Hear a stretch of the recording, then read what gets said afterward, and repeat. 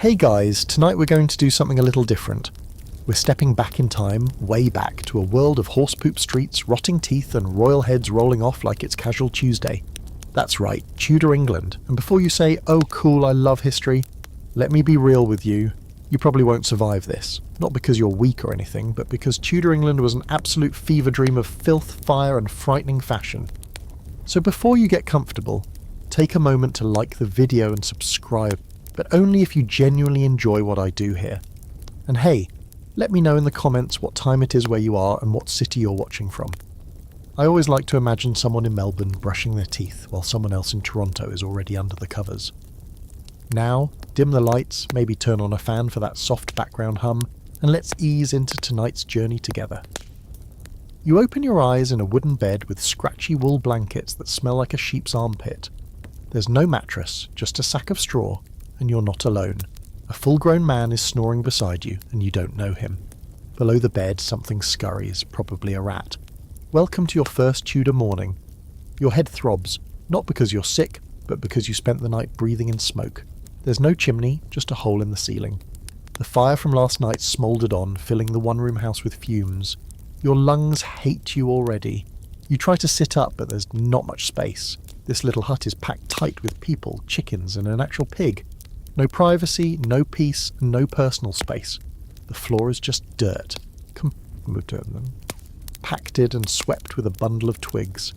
There's a thin layer of straw thrown across it. But don't get excited. It's not for comfort. It's there to soak up human waste. You'll learn later that they call this rush flooring, and it's swapped out occasionally, as in every few months. Maybe. You stand and nearly hit your head on a beam. You're lucky you didn't sleep in the attic crawl space, also known as the death loft, because kids roll out of those like sacks of flour and break their necks. Speaking of kids, there are 5 in here already awake, fighting over a crust of bread and kicking the pig. They don't go to school. They'll be working in 3 years, if they live that long. Outside, you're hit with a cocktail of smells. Human waste, animal waste, and the unmistakable stench of tannery runoff. There's no plumbing. People toss full chamber pots straight into the street with a quick gardy-loo, polite way of yelling, heads up, before dumping literal poop out a window. You dodge a suspicious splash and instantly regret breathing through your nose. Your clothing feels like a punishment. You're wrapped in layers of rough wool, laced tight in strange places and sagging in others. Your underclothes haven't been washed in weeks, because no one does that here. You'll learn the term smock rot the hard way. As you trudge toward your day's work, you don't know what that is yet, but trust me, it's bad. You catch sight of a neighbour beating a rug with a broom, except it's not a rug, it's a kids-only blanket, and it's being aired after a lice infestation. And by aired, I mean beaten in public like it's a game. Now, here's your first official historical fact of the night. Tudor homes were often built without chimneys, using open hearths for heat and cooking. This meant constant indoor smoke exposure, which led to chronic lung issues. If the fire didn't get you, the smoke slowly did. Let's pair that with a fringe fact, shall we? Some people hung dried animal skins above their beds, believing they would absorb miasma, bad air thought to cause illness. So your decorative ceiling possum? It's a health precaution. Enjoy. And here's where things get spicy. Historians are still debating just how normal it was to share a bed with strangers. Some say it was practical, beds were expensive and everyone bundled up together for warmth. Others argue it was a last resort for travellers and the destitute, not an everyday practice. Either way, you're spooning a guy named Oswin, and he's not letting go. You find the communal water barrel near the square, hoping to splash your face. It's already cloudy, full of floaties you don't want to identify, but you need to look presentable, or at least not actively dying, because the constable's on patrol, and loitering makes you look suspicious. Suspicion gets you fined, whipped, or pressed into military service. None of those are great for your morning routine. As you scoop the water, someone nearby screams. Not a scream of fear, more like extreme frustration. A goat has broken into someone's home. Again, this is normal. You're hungry, but food costs money and you don't have any. So you barter for a hunk of stale bread with the one thing you have: information. You tell the local baker that the guy 2 doors down has been brewing illegal ale. It's probably not true, but snitching is currency here. As you chew your rock-solid bread, you notice something move inside it. A bug, A worm? Don't think about it too hard. In case you're wondering if you've hit rock bottom, not yet. You're about to meet the night soil man. He's paid to empty latrines and cesspits by hand. You'll smell him before you see him. He's your town's unsung hero and also a walking biohazard. By midday, you're already exhausted, stinking and vaguely traumatized. You crave a nap, a bath or a break. But those things don't exist in Tudor England unless you're rich or dead. You lean against a wall and it gives you a splinter. Not metaphorically, a literal splinter through your back, because the timber is untreated and decaying. You wonder how people survived this. The answer? Most didn't. You've barely made it through breakfast or what passes for it, and already your guts are staging a mutiny.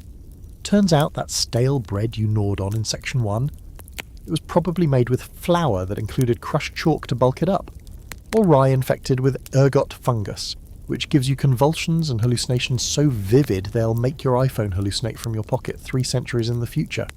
Spoiler alert, food safety regulations do not exist. If something looks fine, that's good enough to sell. If it smells off, just drown it in spices or salt and hope for the best. And speaking of salt, that stuff's expensive, so unless you're royalty, or at least a corrupt merchant, what you're eating probably isn't even salted properly. Let's take a peek inside your stomach now. Imagine lining it with a layer of grease, then adding chunks of stringy, partially cooked meat, maybe from an animal that died of old age, or was killed 2 days ago and left out in the sun. Throw in some watery ale, because water is basically poison unless it's boiled or fermented, and top it all off with a handful of peas that taste suspiciously like ash. That's your average Tudor meal if you're lucky. You might think you'd be better off going vegetarian. You're not. Vegetables in Tudor England are considered food for the poor, the desperate, and, get this, dangerous to your health if eaten raw. That's not just superstition, that's what doctors say. Salads are viewed with suspicion. If someone catches you munching on a leaf without boiling it to death first, they assume you're trying to commit culinary suicide. Feeling peckish yet? Because dinner isn't for another 8 hours, and there's no fridge to raid. Instead, you'll snack on what you can find. Crusts from the neighbour's table, dried apples with worms, or maybe some pottage, a gloopy porridge made from whatever's on hand. Yesterday's onion, a scoop of barley, and some rabbit bones. Throw it in the pot, reheat it again tomorrow, and the next day. Let's break for a cold, hard historical truth. The average Tudor diet was low in fresh produce, high in carbs, and made up largely of bread, ale and meat stews. The quality of food depended heavily on your class. Nobles had access to richer food, spices, imported sugar, while commoners made do with what was local, seasonal and often rotten. The wealthier you were, the more likely you were to die of gout or constipation. So, win-win.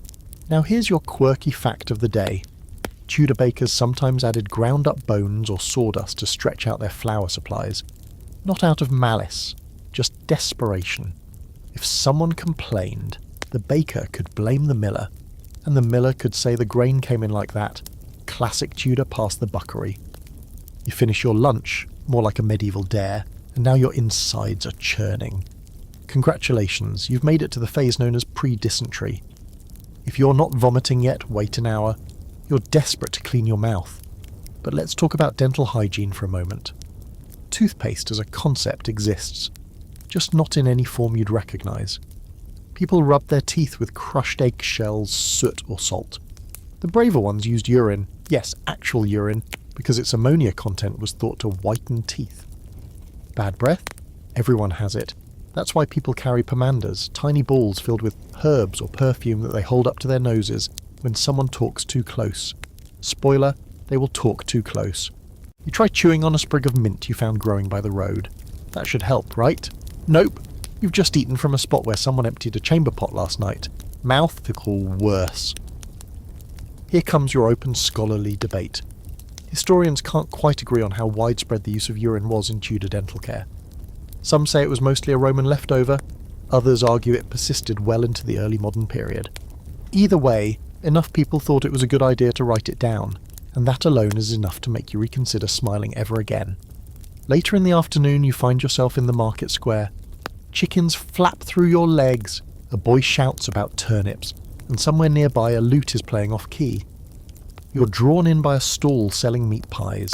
They smell, okay, But your inner voice, probably your modern sensibilities screaming, tells you this is a bad idea. And they're right. Many Tudor meat pies contained dubious mystery meat. Ever heard of humble pie? It's made from deer offal, basically whatever internal organs were too gross to serve the lord of the manor. The lower your class, the weirder the meat. And let's not even start on the cheese. It's not aged, it's just forgotten. You can taste the mould because the mould is the flavour. A little kid walks by with dark, sunken eyes and pale lips. He's eating a raw onion like it's an apple. You try to smile at him, but he flinches and runs. Fair. You smell like smoke, goat sweat and despair. By the time the sun starts to dip, you're dizzy from hunger, headachy from dehydration, and emotionally betrayed by every bite you've dared to chew. But you're not alone. Half the town has some form of gut parasite. It's the closest thing Tudor society has to a bonding ritual.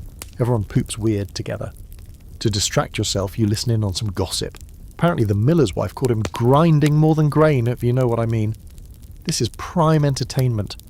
People love gossip more than food here, which is good because food is trying to kill them. You try to remember what modern food is like. Ice cream, sushi, bagels. Then you realise that Tudor wheat is full of sand, so if you did manage to get a bagel here, it'd file your teeth down like a medieval dental sander. At the end of the day, someone offers you a bite of marchpane, a sort of almond paste dessert for special occasions. It's sweet, it's rare, and it's probably poisoned. Not deliberately, just carelessly. The sugar came over on a mouldy ship from the Indies, and the almonds were stored next to rat traps. You say no, you're learning. That's good, because tomorrow food gets even more political. Royal feasts, fasting laws and fish days. But tonight, you sleep with a stomach full of regret and a creeping suspicion that the bread you ate this morning is now staging its revenge tour. You wake up around dawn again, because there's no such thing as sleeping in when your pillow is a bag of hay and your alarm clock is a rooster standing directly on your chest. But this morning, there's something different. Your teeth hurt. Not just an ache, more like a dull, throbbing pulse that shoots down your jaw and into your neck. And guess what? There are no dentists. Well, not ones you'd ever want to meet. You shuffle toward the mirror, well, a small shard of polished metal, and take a look. One of your molars is dark and crumbling at the corner. Your gums are inflamed. This is normal. In Tudor England, having teeth was basically like owning a smartphone in a sauna, temporary and destined for disaster. Let's talk about oral hygiene again, but now with a little more urgency. There are no toothbrushes as you know them. Instead, people use cloths to rub their teeth with ash, soot or salt. If you're feeling fancy, you might mix those with honey and vinegar. Effective? Barely. Gentle? Absolutely not. And you know what they use to clean in between the teeth? Knives. Actual knives. The idea of flossing with string sounds like science fiction. So you stab away at the bits between your teeth and hope you don't chip something important. Here's a historical nugget to make this more horrifying. Queen Elizabeth I, the pinnacle of Tudor glam, had blackened, rotting teeth in her later years, and that was considered stylish. Because sugar was so rare and expensive, having decayed teeth was a status symbol. You could literally rot your mouth into a fashion statement. Welcome to the original influencer era, where cavities meant clout. You try rinsing with water, but again, Tudor water is basically just a microbial mosh pit. People don't trust it unless it's boiled or brewed into ale, which is why even children drink small beer, a watered-down, low-alcohol version of the real stuff. You try it, hoping the bitter taste will numb the tooth. It doesn't. It just makes you gag a little. Now your mouth is screaming. Someone suggests a visit to the barber surgeon. Yes, that's right, barber and surgeon. He cuts your hair, your beard, your boils, and sometimes your bones. His tools are covered in dried blood.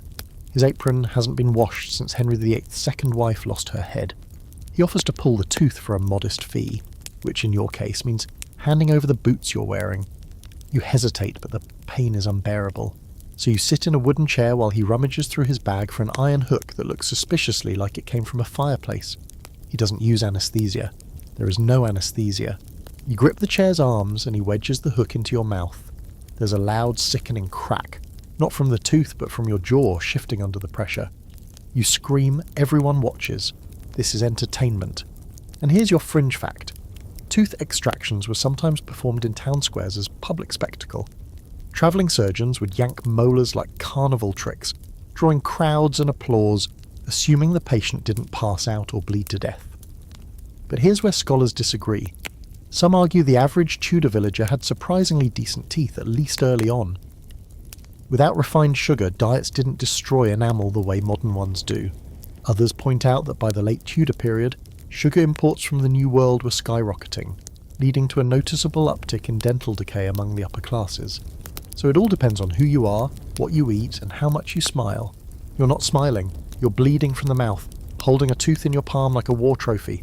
You stagger out of the surgeon's hovel with a throbbing jaw, and one less reason to open your mouth. A neighbour pats you on the back and tells you to put moss on the wound to stop the bleeding. You don't even question it. Nothing makes sense anymore. Later in the day, you pass a woman chewing on a twig. It's a tooth stick, a common tooth cleaning tool in places without actual brushes. You consider trying one, but your mouth feels like it's been through a blender, so you pass. Now the pain is starting to fade. Or maybe you're just dissociating. You wander through the streets, which are, once again, filled with chamber pot runoff, stray animals, and the occasional dead rat. You get bumped by someone carrying a full sack of flour. They don't say, "Sorry." No one says sorry. That's not a thing here. Etiquette is all about knowing when to bow, when to curse, and when to just stare at someone until they leave. You want to wash your face again, but the local fountain has been dry since last month. Someone says it's because the water source got cursed. That's probably just another way of saying someone built a tannery upstream and now everyone's sick. You give up and wipe your face with your sleeve, which smells like mould and regret. Back home, if you can call this splinter-infested shack home, you find someone has stolen your one decent blanket. They didn't even hide the fact. It's hanging out their window, drying. You knock, they say, "Finders, keepers," and shut the door in your face. You consider reporting them, but realise that involves going to the town bailiff, who's more likely to arrest you for wasting his time. You chew on some stale grains to calm your nerves. Your mouth screams in protest. You stop. By evening, you're slumped in a corner with half your face swollen and your stomach doing backflips from the mouldy pie you bravely ate earlier. You try to sleep, but your jaw throbs every time your head touches the pillow. The snoring man next to you kicks you in his sleep. The pig under the bed farts. Someone outside is being sick in the street. Just another night in paradise. You drift off eventually, dreaming of toothpaste that isn't flammable, and dentists that don't also moonlight as butchers. But tomorrow's another day in Tudor England. Another chance to lose a different tooth. Maybe even a limb. The next morning comes at you fast and bleak. A rooster crows, but it sounds more like a death rattle. Your jaw's still swollen. Your breath could knock out a mule. And the pig has decided your blanket is a toilet. You're debating whether it's even worth getting up when someone outside starts shouting. You peek through the shutter. There's a crowd gathering. That's rarely a good sign in Tudor England. You shuffle out barefoot because your boots were the price of yesterday's tooth removal. The street is buzzing. A woman, middle-aged, barefoot, wild-haired, is tied to a stool on the edge of the village pond. Someone's calling her a witch. That escalated quickly. You're about to open your mouth, maybe to ask what's happening, but you stop yourself because, let's face it, you're already on thin ice with this society. You know nothing about farming, you mutter to yourself in modern slang, and you've asked where to buy coffee 3 times. If anyone finds the zipper on your pants suspicious, you could be next. Let's pause for a historical truth. Witch trials weren't just a thing in Salem. In Tudor England, especially under Henry VIII and Elizabeth I, fear of witches became state-sanctioned paranoia. The Witchcraft Act of 1542 made practicing witchcraft punishable by death. That included brewing herbal teas, having a birthmark, or, God forbid, being helpful with plants. The woman is dunked. That's the ducking stool, a kind of seesaw used to test if you're a witch by submerging you in water. The logic is flawless. If you drown, you're innocent. If you float, you're clearly magical and must be executed. Basically, there's no winning. You think about wading into the crowd to stop it, but a boy near you glares and mutters, "You ask too many questions." That's your cue to shut up and look down. You start backing away, only to bump into the town clerk who eyes you suspiciously. He doesn't recognise your face, and in a place where everyone knows everyone, that's a problem. You lie and say you're visiting a cousin. He asks their name. You freeze. You say John. He nods. Every third man here is named John. Crisis barely averted. Time for a little quirky side note. In Tudor villages, suspicion of witchcraft often came down to things like talking to your cat, having too many herbs in your garden, or being disliked by neighbours. Think about that, your sassy black cat and love for lavender oil. Enough for a fatal accusation. And scholars still debate the exact motivations behind these trials. Some say they were driven by religious panic. Others argue it was mostly social scapegoating, ways to purge misfits, widows, or poor women from tight-knit communities. Regardless, if you stand out, you're in danger. You definitely stand out.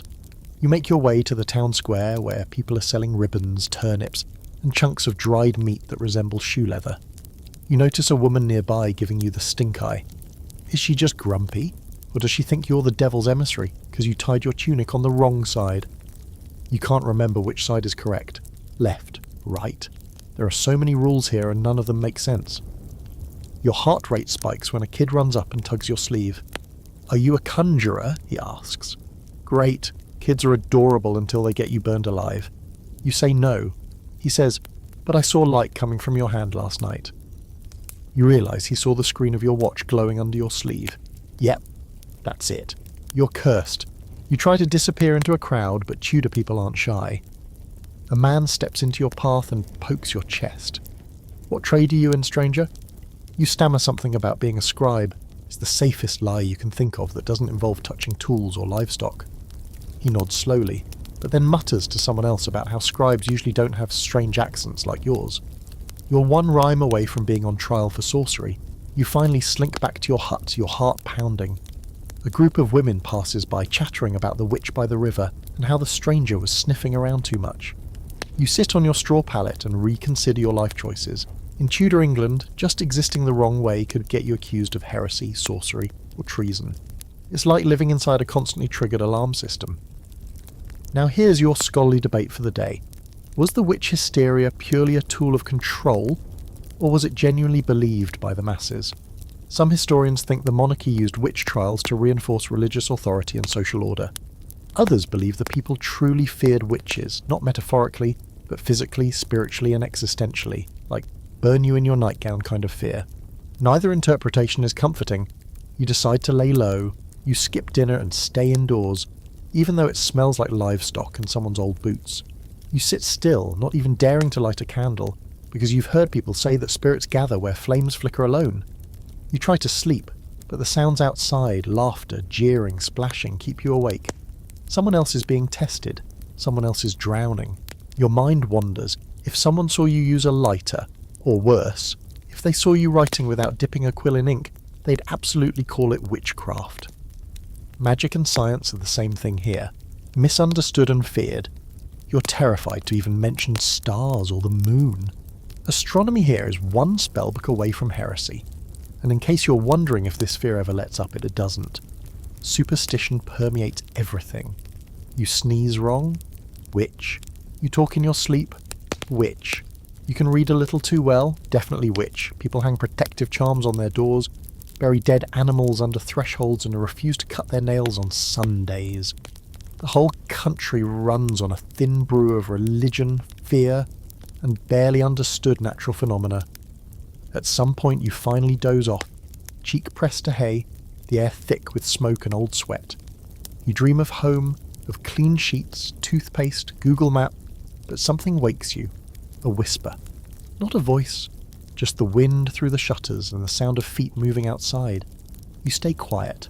You don't want to know who or what is still awake. When you wake up this time, your back feels like it's been pounded by a rolling pin, and your mouth still tastes faintly of old meat panic. You don't even get a full stretch in before the realization hits. Today is market day, and that means one thing: everyone's pulling out their most ridiculous clothes, including you. You dig through the wooden chest beside the door, hoping for something breathable, maybe even soft.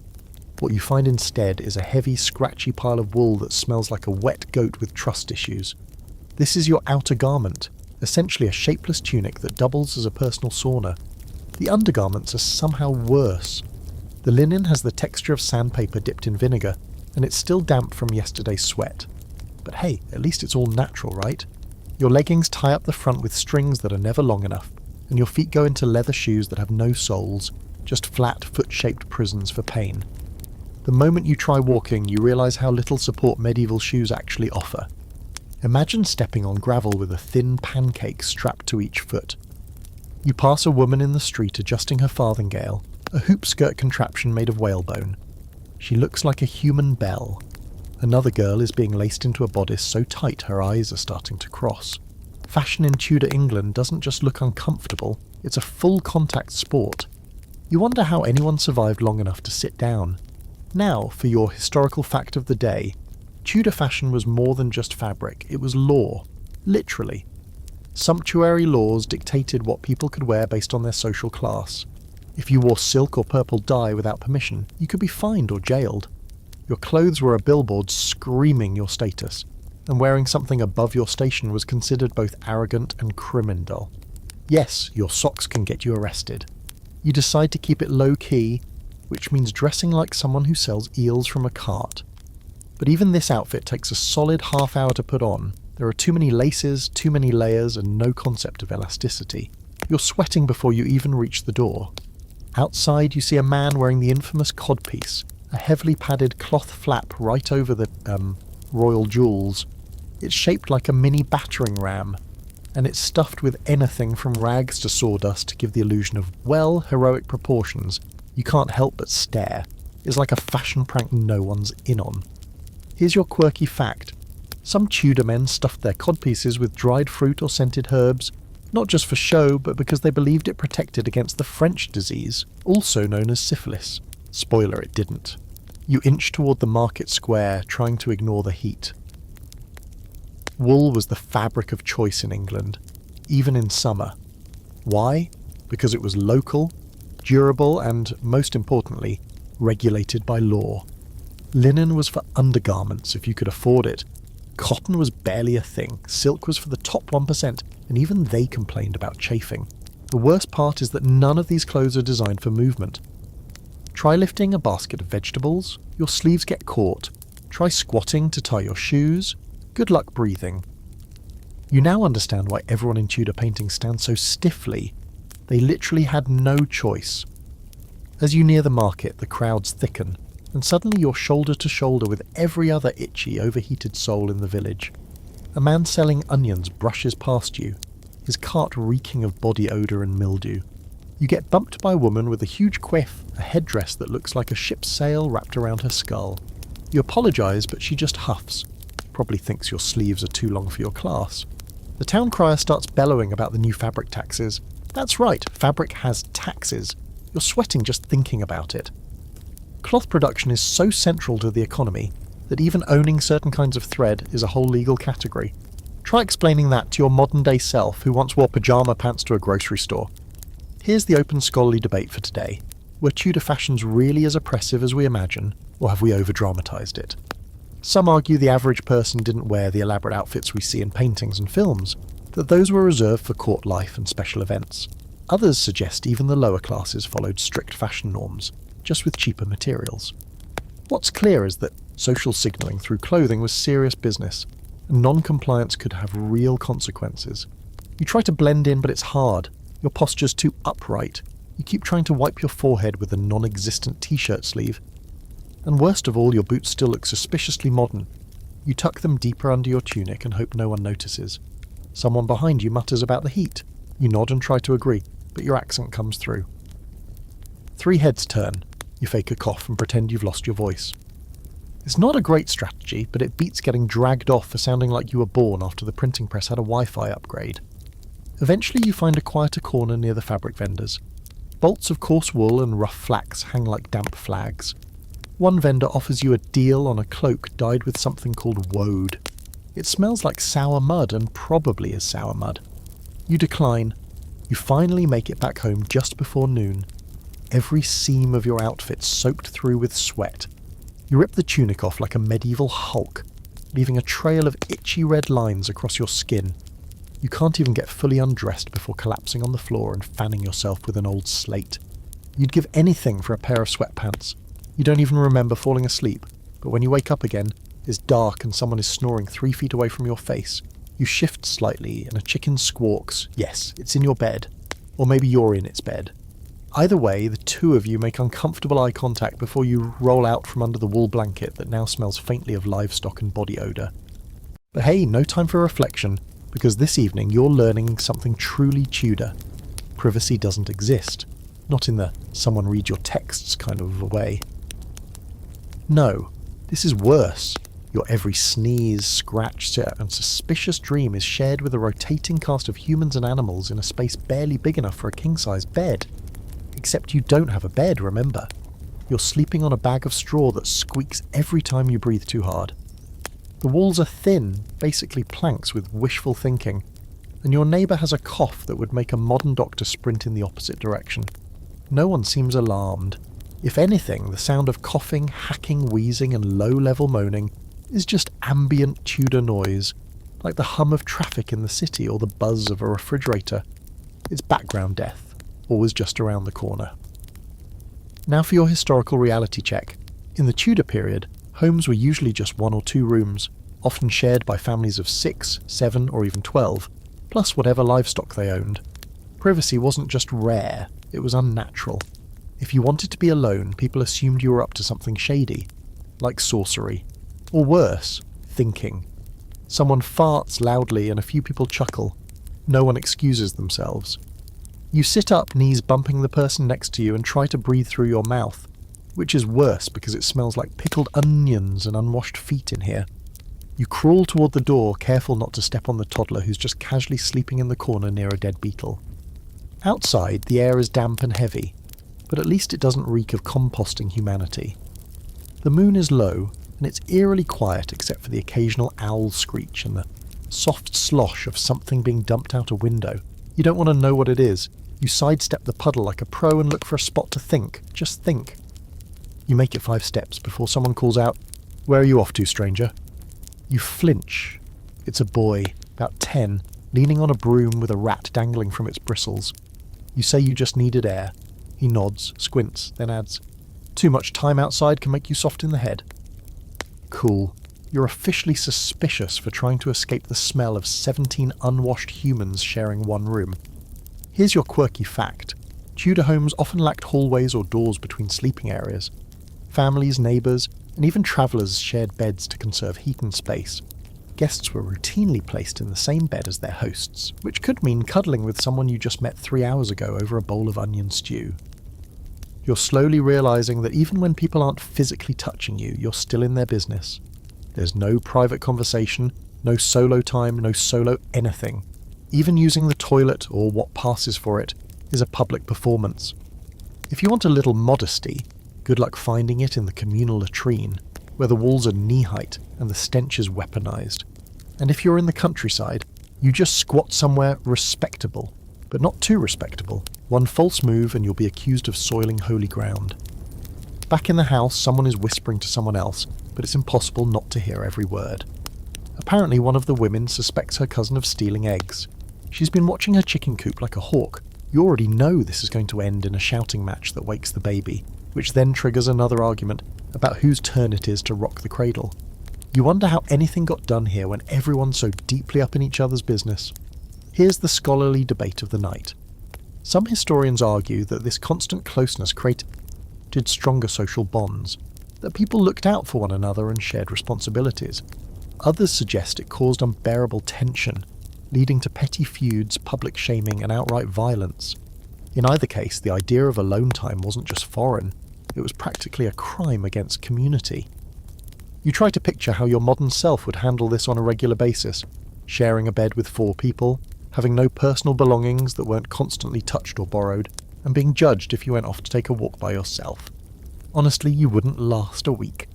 You lie back down and cover your head with your arm. Maybe if you just pretend to be asleep, no one will talk to you. Maybe the pig under the table will stop squealing in its sleep. Maybe the couple in the corner will stop, whatever that is. A soft knock comes at the door. It's barely audible. The room quiets, which somehow makes it worse. Everyone's listening. The door creaks open and someone slips inside, a teenage girl wrapped in a blanket. She came to visit her aunt, someone whispers. Has nowhere else to sleep. She glances around and sighs. There's only one spot left, next to you, of course. She curls up silently, feet icy cold against yours. No words, no eye contact, it's just how things are. No one asks, "Do you mind?" No one offers a pillow or makes introductions. There are no lines between people here, no fences, no walls. Everyone exists in a state of collective exhaustion, bound together by survival and shared misery. You close your eyes and hope you don't accidentally breathe directly on anyone. That's the new high bar for decency in your Tudor crash pad. No one tells you good night. The room settles into a chorus of snores, coughs, and muttered dreams. Welcome to intimacy, Tudor style. It's crowded, smelly, and wildly uncomfortable, but you don't get to opt out. You wake to the unmistakable sensation that something is crawling on your neck. You slap at it instinctively, and your hand comes away with a squashed louse. Welcome to the glamorous world of Tudor medicine, where pests are not just a nuisance, but full-fledged roommates. You try not to think too hard about what else might be sharing your straw mattress. The girl sleeping next to you is snoring softly, the pigs made a suspicious puddle under the bench, and someone near the fire is hacking up what sounds like the final scene of a tragedy. You sit up slowly, feeling every bone complain. There's a man already awake, heating something in a small metal pot over the embers. You think for a second it might be tea, but then he pulls out a dead frog and drops it in. Not for lunch, for medicine. You look away before you see what else goes in. This is the moment you realise that if you get sick here, you're screwed. Actually, scratch that. You're already sick. Everyone is. You can't breathe a full lung of air without tasting mildew, smoke, or whatever's rotting in the alley. And now that your jaw has stopped throbbing from the medieval tooth extraction, something new has taken its place, a low, aching burn in your throat. Your body is politely letting you know that it's under attack. Again, let's get into the gruesome heart of it. Tudor medicine. The average doctor here is basically a blend of bloodletting enthusiast, amateur astrologer, and fearless gambler. The entire medical system runs on the theory of humours, 4 bodily fluids, blood, phlegm, black bile, yellow bile, that are supposed to be in balance. Feel a little feverish? That's too much blood, got a headache? Excess phlegm. Your treatment? Get bled with a dull knife or a leech. If you're lucky, they might add a mustard poultice, which is code for slapping spicy goo on your skin until you scream. And now, for your historical fact of the day. Medical education in Tudor England was, let's say, inconsistent. Some doctors were university trained and read ancient texts by Galen or Hippocrates. Others learned their trade through apprenticeships, or just kind of made it up as they went. Barber surgeons, yes, the same guys from earlier, performed surgeries, amputations, and anything involving blood and guts. Actual physicians usually diagnosed you by looking at your urine in a glass vial held up to the light, then consulting the stars. You consider seeing a healer for your sore throat, but the last time someone visited a healer in this village, they got accused of consorting with spirits. No thanks. You'll tough it out and hope your immune system can handle whatever this is, despite being raised on multivitamins and hand sanitizer. Now comes your quirky fact. Some people believed that rubbing a dead man's hand on a wart would make it disappear. It wasn't some fringe superstition either. This was common advice. And yes, actual dead hands were involved. If you have ever wondered what people did for skincare in the 1500s, the answer is traumatize themselves and call it science. You wander outside for fresh air, clutching your throat like a medieval ghost. The air is not fresh. It's damp and foul, but at least it's not full of wood smoke and snoring. The local herbalist, who's officially not a witch, thank you very much, sells you a pouch of something called horehound for a few pennies. It smells like licorice and sadness. You're supposed to boil it in ale and gargle it, so you do. It doesn't help, but now your breath smells weirdly festive. And here comes the open scholarly debate. Did Tudor cures actually work? Or were they just well-dressed placebos? Some modern historians argue that herbal remedies were often surprisingly effective, at least for mild conditions, since they used plants with real medicinal properties. Others insist the dangerous stuff, mercury ointments anyone, outweighed any benefit, and most people just survived despite the treatments, not because of them. Either way, you're coughing like a chimney and your only options are boiled herbs, prayers, and hope. You spot a man stumbling down the road with a bandage around his leg. Blood is soaking through it. His friend says he was kicked by a horse. A nearby onlooker recommends a mixture of honey, vinegar, and goose dung. Someone else suggests the tried and true method of blessing the wound. Neither of them offer actual help. The man limps off, probably to die quietly behind the tannery. Inside the house, you find the pig chewing on what looks like a bandage. Not new, not clean. You decide not to ask. You lie back down and try to rest. But someone's talking about the sweating sickness. a mysterious Tudor plague that kills people within hours. Headache, fever, panic, death, sometimes all before lunch. That's when your throat tightens even more. Not just sore anymore. It's like your tonsils are trying to unionize. You ask for help and someone gives you a spoonful of treacle. Not the sweet syrup kind. Tudor treacle is a pitch black sticky mixture that contains opium, viper flesh and occasionally ground pearls. It's supposed to cure poisoning. You're not poisoned, but no one cares. You spend the next hour lying motionless on your back, whispering, "This is fine," like you're in a fire. Because you basically are. Every Tudor medical remedy comes with side effects like vomiting, delirium, or just plain death. And if the doctor doesn't kill you, the cure might. As the sun sets, someone arrives with a goose feather. They're going to try sweating out the illness, which involves bundling you in every blanket in the house and rubbing your feet until you hallucinate. You try to object, but they've already started piling on layers. The chicken sits on your chest. You let it. There is no dignity here. Later that night, you're soaked in sweat, half-conscious and whispering nonsense to the ceiling. Someone places a dried toad on your forehead for luck. Or healing, maybe both. The next morning, if you wake up at all, it won't be because of your immune system. It'll be because the leeches fell off. You open your eyes to the reassuring sight of a chicken pecking the dried sweat off your forehead. So that's where we are now. Nature's little housemaid, helping you exfoliate. Your mouth feels like you've gargled fireplace soot. Your body's still wrapped in every blanket anyone could find, and you're pretty sure someone rubbed your chest with mustard paste in the night because now it burns in a way that suggests either healing or slow death. Honestly, you're not even mad. You're just glad you're still breathing. But unfortunately, breathing is not the only thing you're doing. You're also coughing, violently loud enough to wake the pig. It lets out a grunt like it's annoyed, then promptly rolls over and farts. You wonder briefly if this is a dream, then quickly realise, no, this is just another normal Tudor morning. You try to stand, but everything aches. You catch a glimpse of yourself in a warped piece of polished tin. You look like a scarecrow that got lost in a thunderstorm and gave up halfway through. Your hair is matted, your skin has a slightly greenish tint, and your eyes are glassy. Welcome to day who knows what of surviving in a society that thinks bathing is more suspicious than tax fraud. Because here's the thing, you're dirty. Everyone is. Bathing isn't just rare, it's borderline scandalous. The prevailing theory of the day is that water opens your skin to vapours and miasma, and if you're too clean, you're basically inviting the plague to move in and set up a summer home in your lungs. So you sweat and stink and stew in your own filth and no one blinks an eye. Now for your historical fact. By the mid-Tudor period, full-body baths had fallen out of favour, especially among the common folk. People feared that warm water could carry disease into the body through the pores.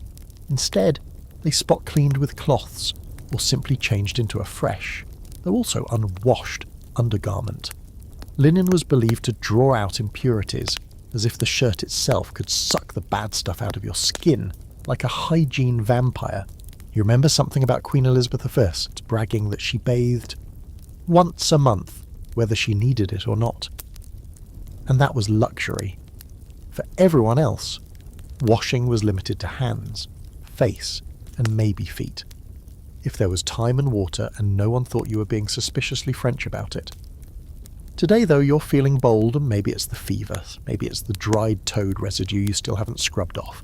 Either way, you decide to attempt the unthinkable. A wash. You slip out of the house, bucket in hand, and head toward the village well. Along the way, you pass a man rubbing onions on his armpits. You try not to make eye contact. At the well, you lower the bucket into the dark, murky water and hear a faint splash. You haul it up, full of bits, leaves, bugs, maybe a tadpole, and carry it off behind a row of hedges like you're doing something illegal, which in some people's eyes, you probably are. You strip down and splash the cold water on your skin. It's miserable, it's shocking. It's also kind of glorious.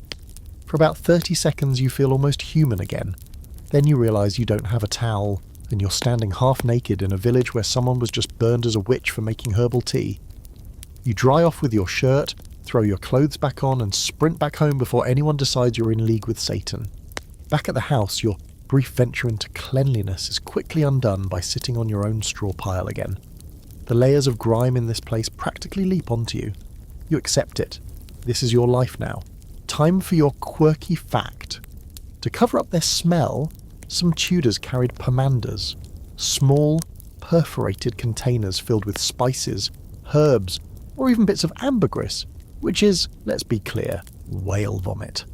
These were hung from belts, worn around the neck or tucked into sleeves to keep the stink at bay. It was like walking around with a personal air freshener made of exotic garbage. You sit near the hearth, still damp, and try to warm up. A woman nearby is combing lice out of a child's hair using a tiny metal rake. She doesn't flinch when she crushes one between her nails. You make the mistake of scratching your own scalp and feel something small and moving. Cool, you're officially part of the food chain. Here's your scholarly debate for the day. Did people really not care about cleanliness? Or were they just adapting to circumstances? Some researchers argue that dirty is a modern lens. By Tudor standards, changing underclothes and wiping down with cloth counted as hygienic. Others say the aversion to full bathing, especially in urban areas, contributed to the frequent outbreaks of disease. The answer probably sits somewhere in the murky middle, much like that bucket of well water you just used as a shower. Your throat is still sore, your fever comes and goes, and your skin itches from both the lice and the mystery rash you're pretending not to notice. But somehow you're alive. You've survived another day in a world where being too clean is suspicious, and bathing regularly could get you labelled a heretic, or worse, a foreigner. You watch the fire crackle and let your mind drift. What must it have been like to be born into this, to grow up thinking this was normal? To never question the lice or the fact that your bed smells like damp hay and pig breath? Someone offers you a clove to chew on for your sore throat. You accept it without thinking. It tastes awful. You chew anyway.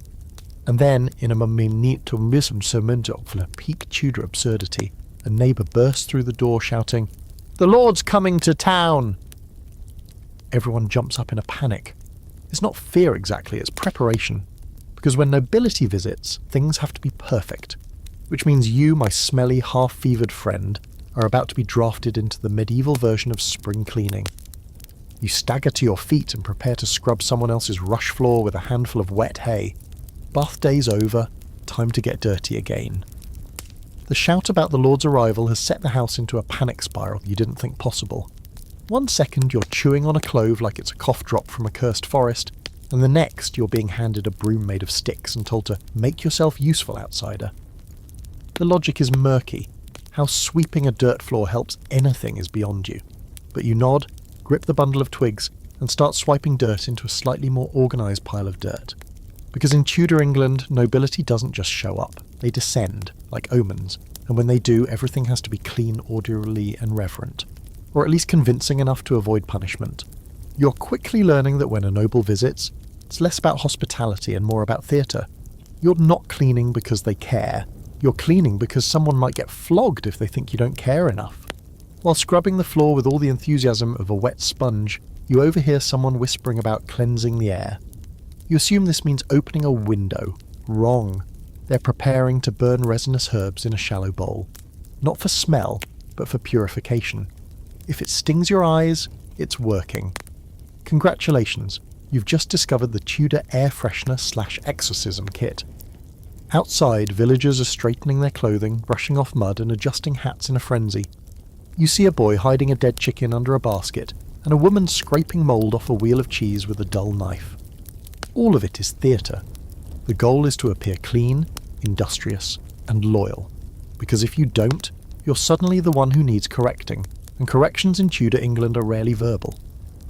Now here's your historical fact for the day.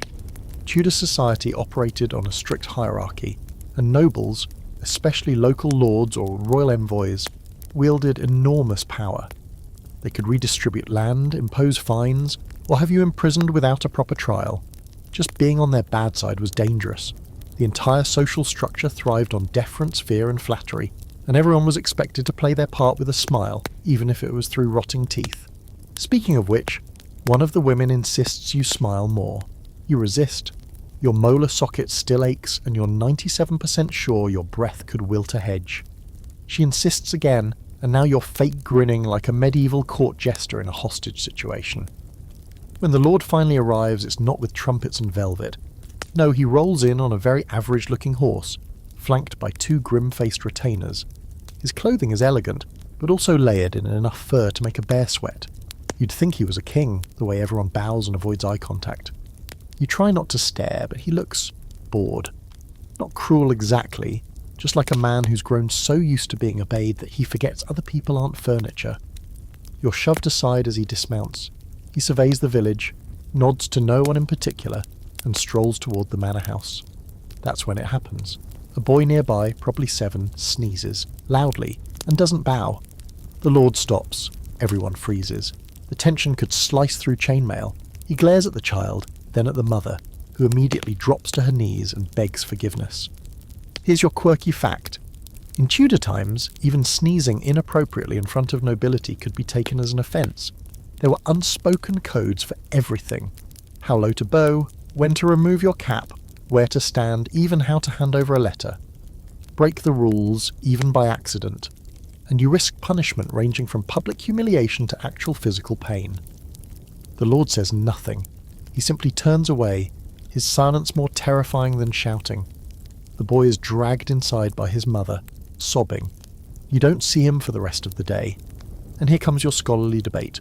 Were Tudor nobles truly as tyrannical and omnipresent as legend suggests, or was their power more symbolic than direct? Some historians argue that local lords were practical and often lenient, especially with people they relied on for taxes or labour. Others point to legal records full of harsh punishments, arbitrary decrees, and families ruined over minor slights. The truth likely varies village to village, but in your case the power imbalance is undeniable. You're told to stand in line with the rest of the villagers as the Lord walks back down the road for inspection. It's like a low-budget runway show. He pauses in front of you, eyes squinting, lips pursed. You try to look humble but not pathetic, alert but not aggressive. It's like posing for a royal portrait where blinking gets you exiled. Finally, he moves on. You didn't get called out. You didn't get noticed. That means you've won today's round of Tudor roulette. Later, as people shuffle back inside, exhausted from the effort of appearing obedient, you hear a man laugh softly and say, "He only stayed an hour. Could have been worse. Could have stayed the night." Everyone mutters in agreement. Apparently, hosting a noble overnight involves surrendering your bed, providing hot food, and hiding your more embarrassing children. You collapse onto your scratchy pallet, shaking from the adrenaline. Not because anything happened, but because the fear of what could have happened was enough to ruin your appetite. Not that you are planning to eat anyway. Dinner is a crust of bread and a questionable onion. And in the quiet that follows, as people whisper their private relief and the pig resumes its endless snorting, you realise something bone deep. Your survival here depends not on skill or knowledge or effort, but on how well you blend in, how invisible you can become, how low you can bow, how often you can bite your tongue, nod and smile with bleeding gums. You're not living. You're performing. Every second, every breath. You're awakened by shouting. Not the casual, drunken kind you're now depressingly familiar with, but something sharper, urgent. You peel your eyes open and instinctively brace for a fire, or an execution, or a pig giving birth in the hearth again. But no, it's just the parish clerk standing in the square like a town crier on caffeine yelling about church attendance. Again. Your head is still throbbing from yesterday's near-noble-induced panic attack, and now you're expected to haul yourself off your straw mattress and present your half-dead body at the parish church, on time, in clean, well, cleanish clothes, without complaint. It's Sunday, and in Tudor England that's not a suggestion. It's mandatory soul maintenance. You fumble into your layers, your feet already protesting the thought of those shapeless leather shoes, and head toward the sound of clanging bells. Everyone's already moving that way, an awkward shuffle of wool, woodclogs, and quiet dread. Church isn't just a spiritual thing, it's political theatre, community surveillance, and moral micromanagement all in one brick-walled package. Here's your daily dose of grim, historical fact. Under the Act of Uniformity, passed during the reign of Elizabeth I, it became legally required to attend Church of England services every week. Failure to do so didn't just make you a bad Christian, it made you a criminal. Miss a few Sundays and you'd be fined. Keep missing them and you could be imprisoned or worse, labelled a recusant. That label sticks. The church itself is a stone building that smells like centuries of damp moss and buried regret. As you step inside, your breath fogs slightly, and you suddenly remember there's no heating. Ever. You find a place near the back next to a family of 7 children who all look like they have never blinked in their lives. The baby is chewing on a rock. Normal. You sit on a hard wooden bench trying to look devout. You bow your head. You clasp your hands. But your mind is spinning not from guilt, but from pure confusion. Because let's be real, you have no idea what's going on. The English being spoken is technically English, but it's filtered through an accent that sounds like a Shakespearean actor choking on oatmeal. The preacher's booming voice echoes against the stone, and for a moment you think you catch something about eternal damnation, or maybe potatoes. It's unclear. You shift in your seat. The woman beside you gives you a sharp elbow. You look up. She gestures toward the front, where everyone is kneeling. You drop to your knees too quickly and slam them against the stone floor. Pain shoots up your spine. You bite your lip and pretend it's fine because wincing too loudly is frowned upon. Now comes your quirky fact. Many Tudor churches didn't have pews as we know them. Sitting was a luxury, often reserved for the wealthy, who paid for private box pews. The rest of the congregation stood, knelt, or squatted for hours. If there were benches, they were hard, splintery, and not built for comfort. Add in a 2-hour sermon and a cold draft up your cloak and, well, spiritual suffering takes on new meaning. A kid starts crying, the preacher doesn't pause, no one comforts of the child. You try not to stare because in a room like this, everything you do is visible. This isn't just worship, it's community surveillance at its finest. You scratch your neck and feel the lice again. You wonder if scratching looks suspicious. What if someone thinks you're harbouring plague? Your neighbour coughs. Everyone flinches. There's no such thing as just a cough in this world. Here's where it gets deeper. Religion is law in Tudor England. This isn't Sunday brunch followed by a light moral reset. This is state religion, top down, and deviation is a threat to national security. The monarch isn't just your ruler, they're your religious leader too. When Henry VIII broke from the Catholic Church and made himself head of the Church of England, it kicked off a centuries-long game of religious whiplash. Under Mary it was Catholicism, under Elizabeth it was Protestantism again, but now with teeth. That brings us to your scholarly debate of the day. How much did everyday people really understand or care about these massive religious shifts? Some historians argue that the population was just trying to survive, swapping allegiances like tunics whenever the monarchy flipped its theological coin. Others suggest deeper convictions, especially in rural areas, where resistance to the state church led to secret Catholic services and coded prayers. Either way, the risk was real. Believing the wrong thing at the wrong time could get you imprisoned, tortured, or executed. Imagine choosing your religious beliefs like you're playing a deadly game of which monarch's mood are we matching today? The sermon drags on. You think you hear the words sin, fire, and obedience. Then something about ye ungodly devices. You hope he's not talking about the cracked phone you buried in a ditch 2 days ago, just in case, and eventually, mercifully, it's over. The congregation mumbles a hymn in voices so off-key they could legally be classified as threats to music. Then everyone trudges outside, blinking against the sun, faces tight with the tension of having survived something, spiritual or just extremely uncomfortable. You hang back, hoping to escape the notice of the vicar, but he spots you. Of course, he's a severe man with eyes like cold nails. "You're new," he says. You nod. He asks who your patron is. You freeze. You don't have one. You blurt out John again. A risky strategy, but somehow miraculously it works. He nods grimly, then says, "See you next week." It's not an invitation. It's a warning. As you walk back through the village, you hear snippets of post-service gossip. Someone slept through the sermon. Someone didn't kneel. Someone was seen exiting before the final blessing. All potential infractions, all potential consequences. You step into the house and sit heavily on your straw pallet, your knees still stinging. The pig grunts, unimpressed by your spiritual ordeal. You scratch your neck again, more lice. You think about how ridiculous it is to feel so unsafe in a place that's supposedly about peace and forgiveness. But here, religion is performance, survival, a weekly loyalty test. And guess what? There's a midweek holy day coming up. You'll be expected to attend that too. You're still picking splinters out of your knees from church when someone knocks on the door. Not a neighbour or the herbalist this time, but a man with a parchment and a very serious expression. "Name?" he demands. You hesitate. He writes something down anyway. Then he glances at your clothing, your boots, and your obviously foreign look and says flatly, "You'll want to keep your nose clean. Pauper laws are watching." You don't even get a chance to ask what that means before he's off to the next door. You stand there for a second, dumbfounded. Then you hear a soft voice behind you. one of the older women in the house, her face creased like a baked apple, murmuring, "He's from the parish. Poor relief, or watch, mind yourself." And that's how you learn that in Tudor England, being poor isn't just unfortunate, it's a punishable offence. You sit down on your straw mattress, stunned by the idea. You've got no steady job, no coin in your pocket, and a permanent sore throat. In this world, that makes you a problem. Not because people are worried about your well-being, but because you're a potential burden. And burdens get noticed, taxed, and punished. Time for your grim, historical fact.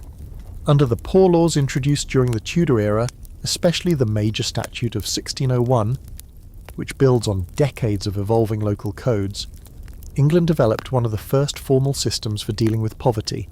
But dealing with didn't always mean helping. The system divided the poor into two categories: the deserving poor, like widows, orphans, and the elderly, and the undeserving poor, able-bodied people who weren't working. Guess which group you just fell into? You head toward the village square, hoping to figure out if there's any way to pass as semi-employable, but on the way, you spot a man tied to a post. His shirt's been stripped off and his back is already covered in red marks.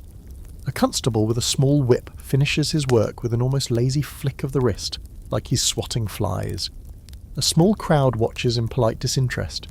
Someone mutters, "Begging without leave," just loud enough for you to hear. You swallow hard and keep walking. Now here's your quirky fact. Vagrants in Tudor England were sometimes branded with hot irons, literally marked with a V on the chest or even the forehead so towns would know they were serial wanderers. Others were marched back to their parish of birth with a certificate of removal. If you had no known parish, you became what they called a sturdy rogue, a term that sounds like a compliment until the whip comes out. Pass a group of men patching a fence near the alehouse. One of them eyes you suspiciously. "Looking for work?" he asks. You nod. He points to a wagon loaded with dung and says, "Cart's not going to empty itself. Congratulations, you're now a manure hauler." You don't even argue. You just get to it, using a wooden shovel to hurl steaming piles of filth onto a nearby field. The stench is overwhelming. It's thick, sharp and hot, somehow spicy in the worst way. Gets into your eyes, your ears, under your fingernails, but no one complains. This, apparently, is steady work. Later, while you're trying not to vomit into your own sleeve, one of the other labourers chuckles and says, "Better than being whipped, eh?" You nod and try to smile. It's true. And here's your open, scholarly debate. Were Tudor poor laws early steps toward modern welfare, or just institutionalised cruelty dressed up as order? Some historians argue the parish system was progressive, offering food, housing, or work for those truly in need.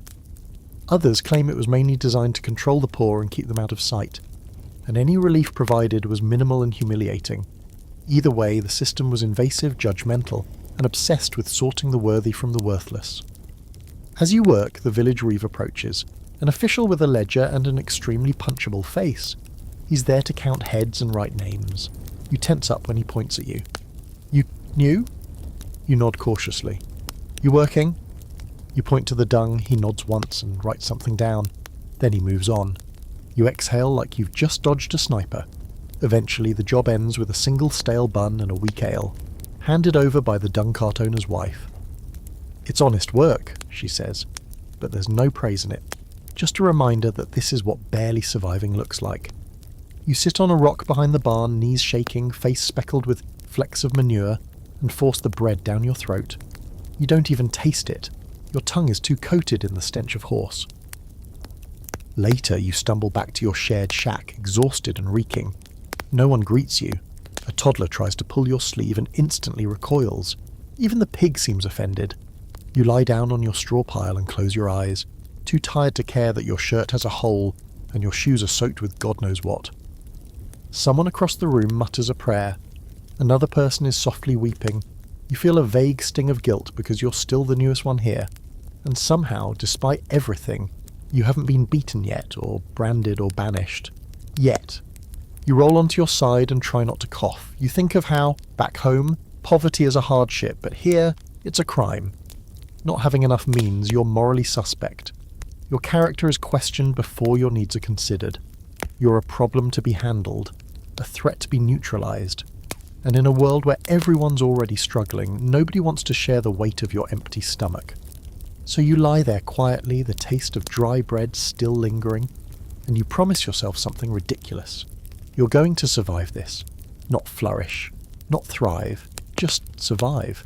But tomorrow is Monday, and that means new rules, new eyes watching, and new chances to fail the invisible test of being poor the right way. Dawn, again. It's not the rooster that wakes you this time. It's the cold. A deep, bone-numbing kind that seems to seep straight through the straw, the floor, your skin, and into your soul. There's frost on the inside of the window shutters. Your breath curls into the air like a ghost escaping your lungs. You roll over, seeking warmth from your threadbare blanket, but the pig's already claimed most of it, and the kid beside you has wet the straw again.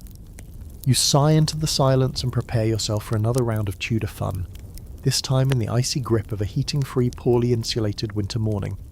You pull on your damp wool tunic, which smells suspiciously like yesterday's sweat and someone else's feet, and step outside into a world that looks deceptively peaceful. A crisp layer of frost glimmers on the thatched roofers and the hard-packed dirt paths. The village looks like a postcard, until you slip on a frozen puddle of slop water and land, hard on your hip, morning Tudor style. Now, let's talk about the class you don't want to be in, and somehow still are, the wealthy.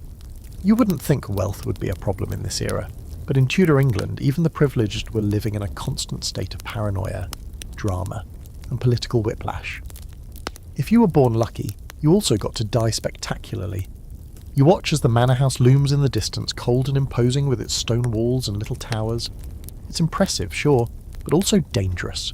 The people who live there wear embroidered velvet and sleep on feather mattresses, but they're just one wrong smile away from losing their heads. Literally. Your historical fact of the day. During the Tudor period, particularly under Henry VIII and Elizabeth I, court politics were a blood sport. Nobles lived lavishly, but they also had to navigate shifting alliances, religious swings, and the king's metany, moods. Treason charges were handed out like pamphlets, and being too rich or too close to power made you a target. Flashy clothing might earn admiration, or a trip to the Tower. A boy in the village tells you that Lady Anne, the Lord's cousin, has gone missing, which is code for either plague, pregnancy, or prison. No one says her name too loudly. You ask what happened. The boy shrugs and says, "Someone wrote a letter." That's all it takes, apparently. A rumour. A poorly timed word, a jealous rival with a quill. You could spend years climbing the ladder only to find it's attached to a scaffold. Now for a delightfully grim, quirky fact. Wealthy Tudor nobles often carried around pomanders or gold-threaded handkerchiefs to block out the stench of the lower classes. But that didn't protect them from their own bad habits. Lavish feasts, daily wine binges, and medicinal arsenic all took their toll. Rich people died of gout, lead poisoning from their goblets, and constipation so severe it was written into their journals.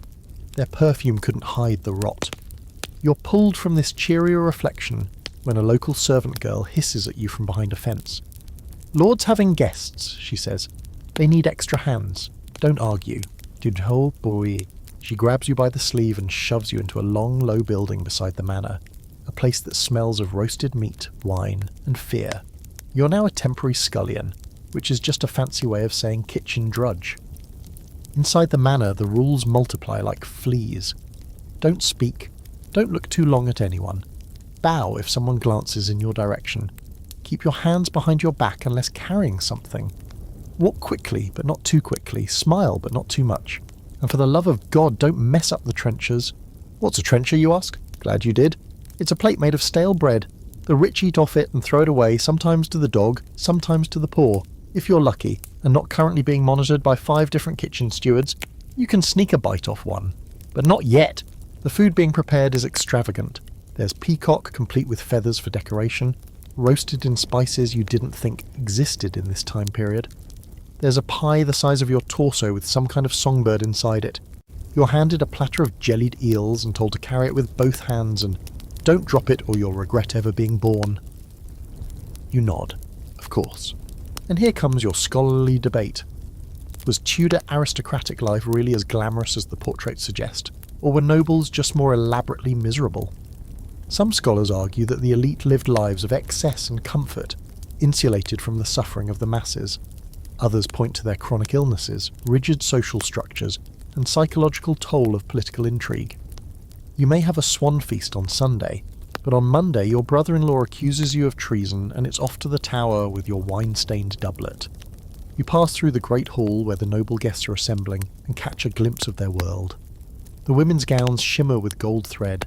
The men wear cloaks lined with fur and shoes that haven't seen mud in months. They sip from glass goblets and complain about how the wine is too sour this year. You would sell your teeth, well, the ones you have left, for a spoonful of their leftovers.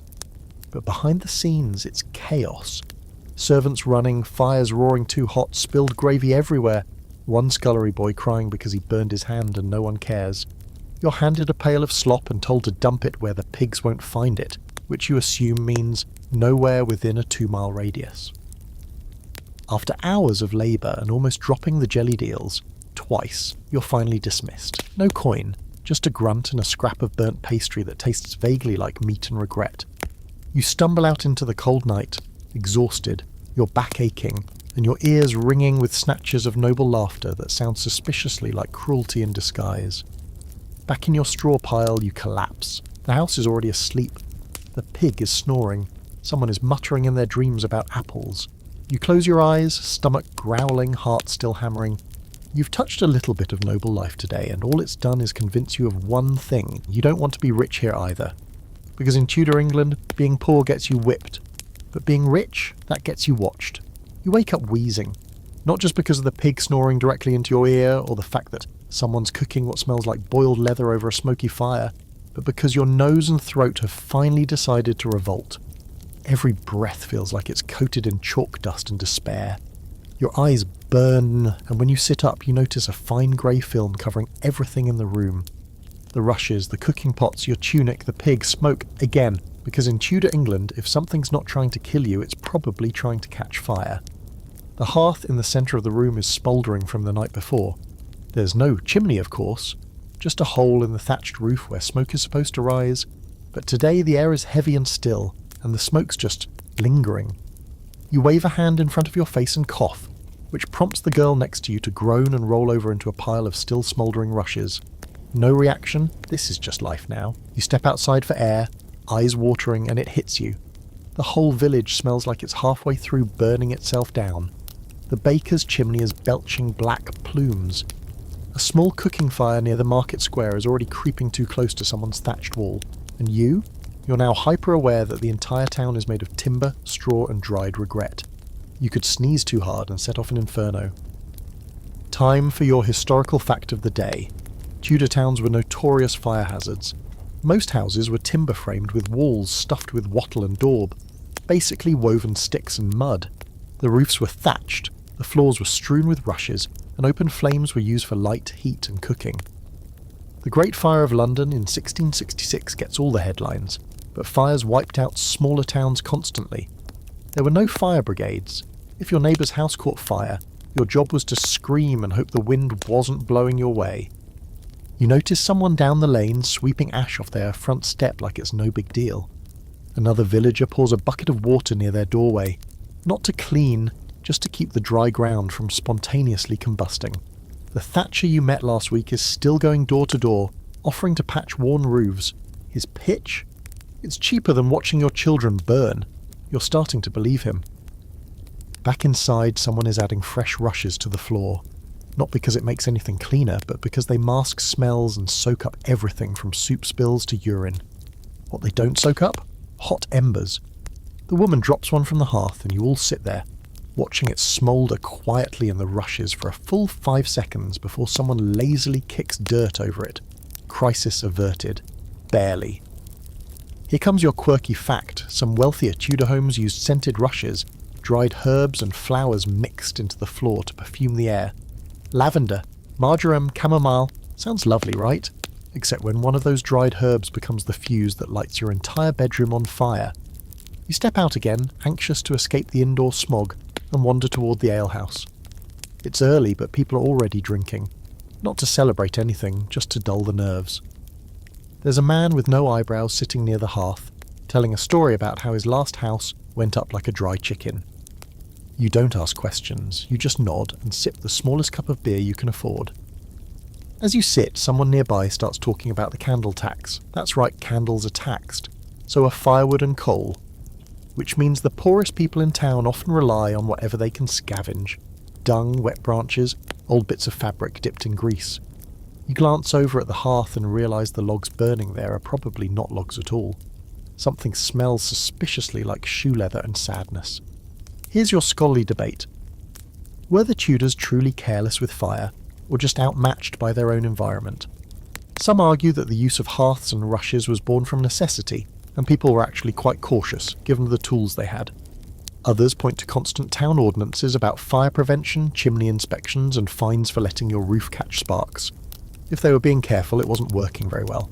You wander past the baker's shop and peer inside. The oven glows hot, massive and domed, fed with wood and sheer faith.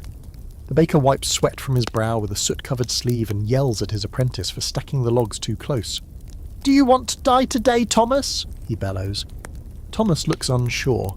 In some towns, baking is considered such a fire risk that all private ovens are banned. Communal ovens are built instead, which just means when a fire does start, half the village goes up instead of one unlucky house. You wonder if anyone's thought of maybe not building with so much wood. But then you remember that bricks are expensive and stone is reserved for churches, castles and the very rich. If you're a villager, your options are limited to flammable or more flammable. Later, while helping someone move baskets near the granary, you spot a plume of smoke rising beyond the fields. A barn, a forest edge. No one panics. Boy glances over, says, "Not close enough to matter," and goes back to tying bundles of hay with a frayed rope. You head home just before dusk, the air still thick with wood smoke and cooked barley. The fire in your hut has burned low, and you're grateful. You huddle close to it for warmth but sit cross-legged, just far enough to avoid catching your tunic on fire. You've learned your lesson. Nothing in this house is safe. The stool you're sitting on creaks like it's about to give out. The firewood spits like it's cursing you. You think about putting out the fire entirely before bed, but then remember the frost from this morning and shudder. So instead, you stack a few fresh rushes near the hearth, whisper a little internal prayer to any historical fire prevention spirit that might exist, and lie down. The house settles around you. Somewhere outside an owl screeches, and in the back of your mind there's a tiny lingering thought. If this place ever goes up in flames, you won't have time to run. You'll just become smoke like the rest of it. You jolt awake in the middle of the night to the sound of coughing. Not the dry, delicate kind, but the deep, wet, chest-rattling kind that echoes around the room like a warning bell. At first, you assume it's the usual nightly chorus of bodily horror, but this one's different. It doesn't stop. You sit up on your straw bed, shivering in the cold, and realise the source is the child in the corner, the one who was chewing on a beetle 2 nights ago. His breathing is shallow, ragged, his mother's hovering over him with a rag soaked in vinegar and onion, whispering prayers that are less hopeful and more bargaining. You lie back down slowly, not wanting to draw attention, but your gut sinks. You know what this is, or at least your 21st century brain has a name for it. Probably a respiratory infection. Maybe pneumonia. Maybe something worse. But here in Tudor England, it's just another episode in a grim cycle everyone expects, but no one speaks of out loud. Children die. A lot. The next morning, the boy is gone. The mother is still sitting there, staring at the blanket he was wrapped in, which is now folded neatly. No one says anything. No one needs to. It's understood. You step outside into the thin winter air and try to breathe, but every breath feels like a weight pressing down on your chest. Your historical fact of the day is devastatingly simple. In Tudor England, the child mortality rate was horrifyingly high. As many as half of all children died before their 5th birthday. Illness, malnutrition, accidents, bad water, colder winters, superstitious treatments. Pick a reason. The deck was stacked against them. Most parents didn't name a child until it had survived a few years. Some reused the names of dead siblings. Loss was constant, so was silence. You wander toward the churchyard, pretending you're just going for a walk, but really just following instinct. You find a small wooden box being lowered into a shallow grave. No ceremony, no priest.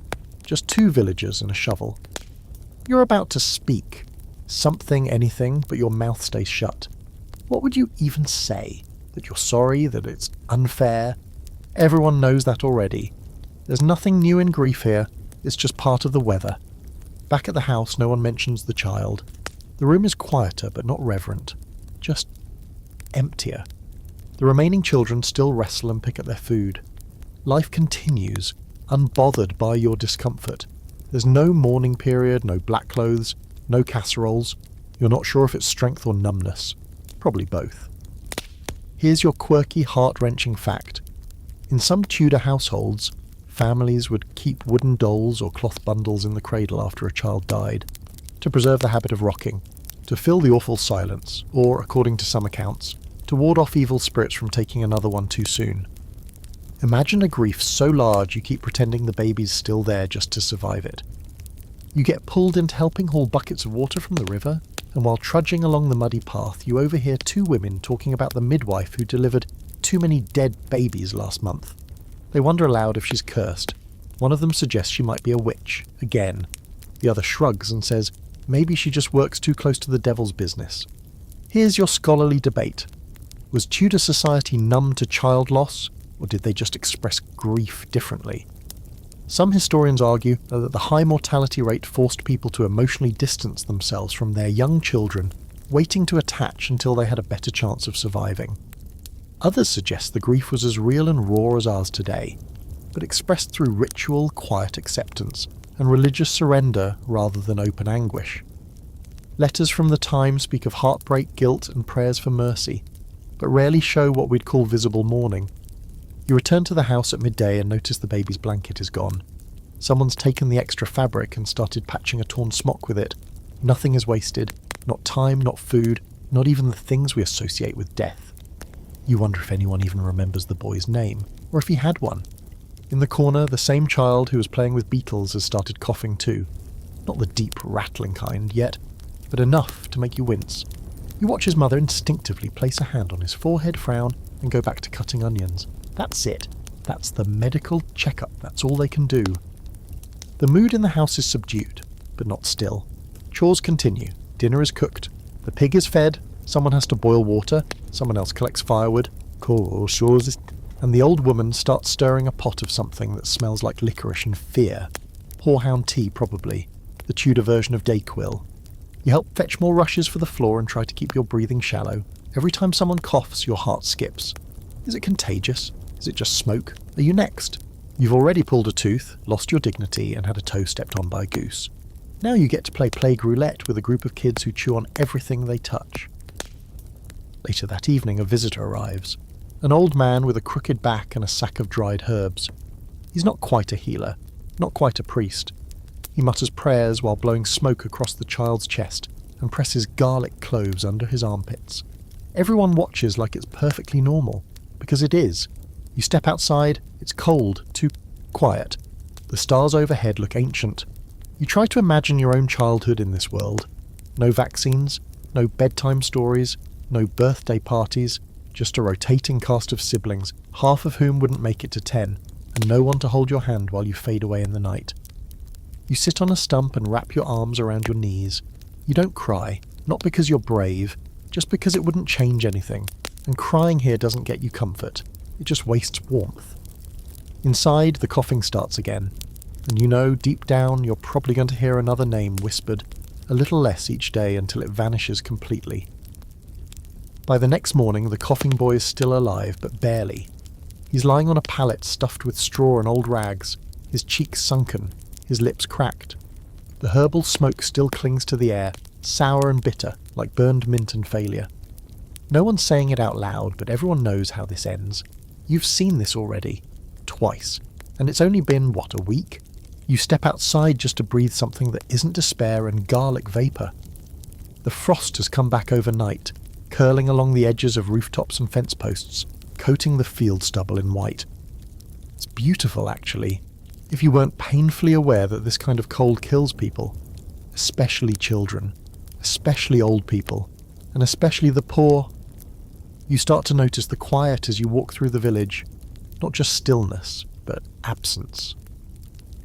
Like the air itself is waiting for something. There's no singing, no carts creaking by, no dogs barking. You pass the churchyard again and see 3 new mounds of earth. No markers, just stones, maybe a wrapped cloth, maybe not even that. You count in your head. That's 5 deaths this week. And no weddings, no christenings, just funerals. Here's your historical fact of the day.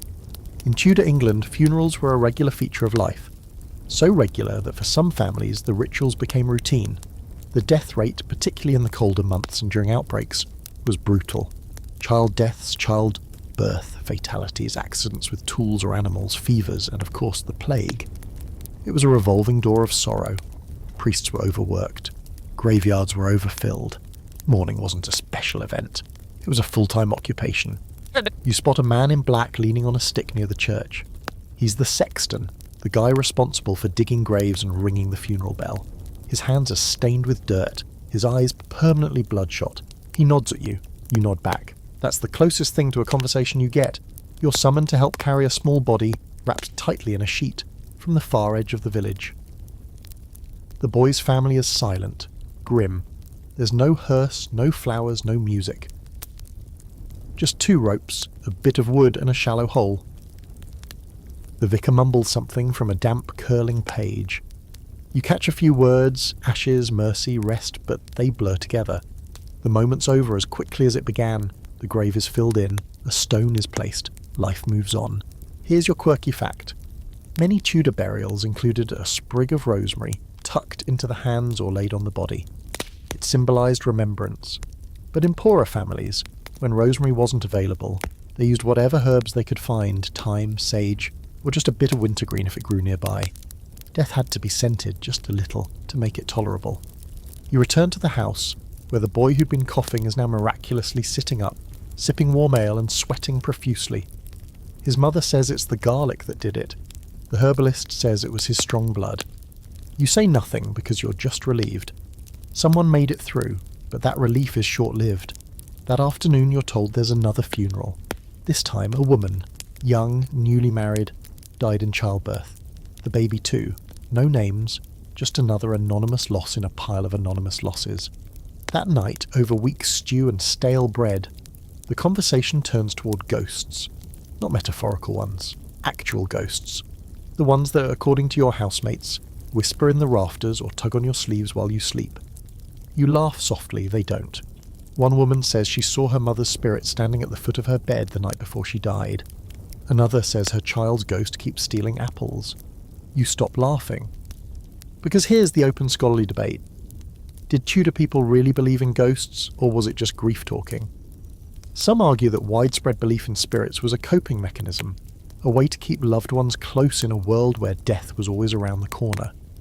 Others suggest it was deeply embedded in religious and cultural life, influenced by both Catholic and Protestant ideas about the soul, purgatory, and judgment.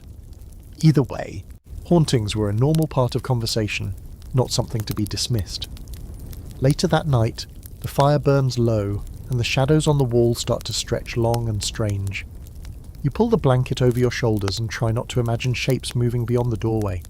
Someone across the room mutters in their sleep something about cold hands. You squeeze your eyes shut.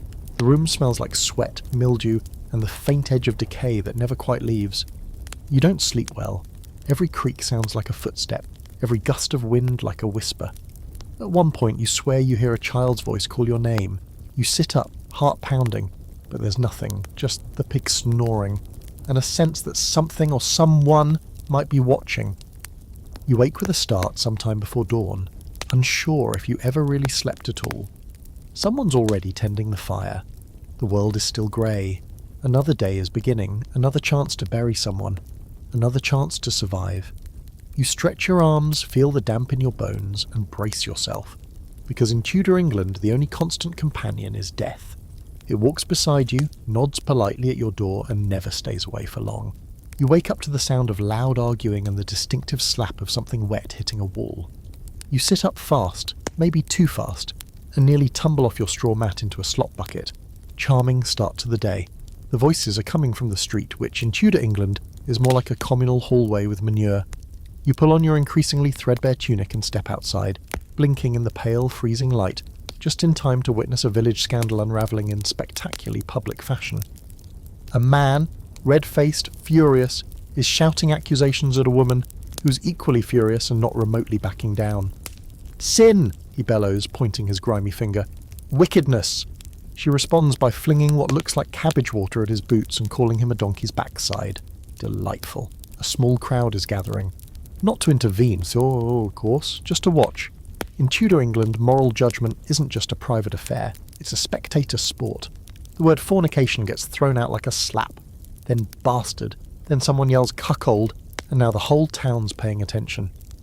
You shift awkwardly behind a barrel, trying not to look too curious, but everyone else is treating this like a street performance. Because here, your personal business isn't personal at all. It belongs to the church, the community, and anyone within earshot. Here's your historical fact for the day. In Tudor society, the church and state were tightly intertwined, especially when it came to regulating morality. Sex outside of marriage, adultery, and even gossip could land you in serious trouble. Fines, public penance, or time in the stocks. Parish officials acted like miniature vice squads, enforcing behaviour standards with relentless energy. Your bedroom was basically under surveillance by God, your neighbour, and a guy named Ralph who milks goats for a living. You learn later that the woman being yelled at has been accused of bearing a child out of wedlock.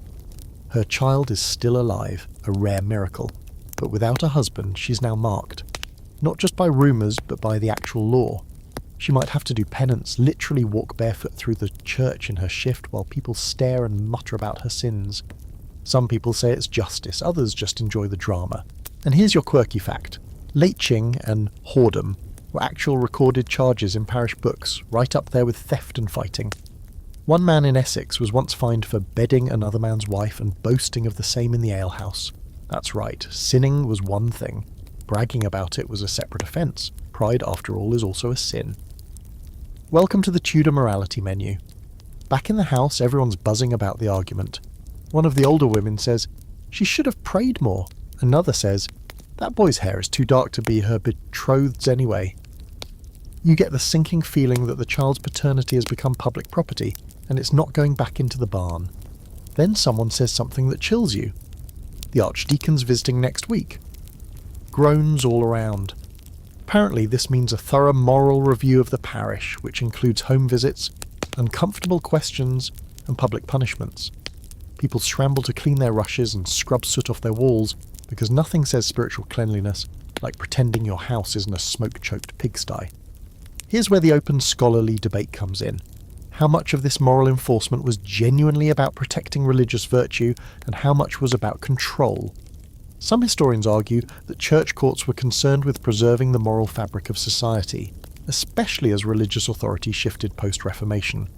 Others suggest it was more about maintaining social order, keeping women in line, punishing the poor, and giving local officials a reason to poke their noses into everyone's lives. The result was the same: public shaming disguised as piety. You get conscripted into helping repaint the little wooden board outside the church that lists known offences. Yes, they have one. It's like a bulletin board for sinners. Old names get scratched off. New names go on. You see terms like serting, lewd behaviour, men neglect of prayer, and suspected popery. You ask what that last one means. Someone says, "Not Protestant enough." You nod and say nothing.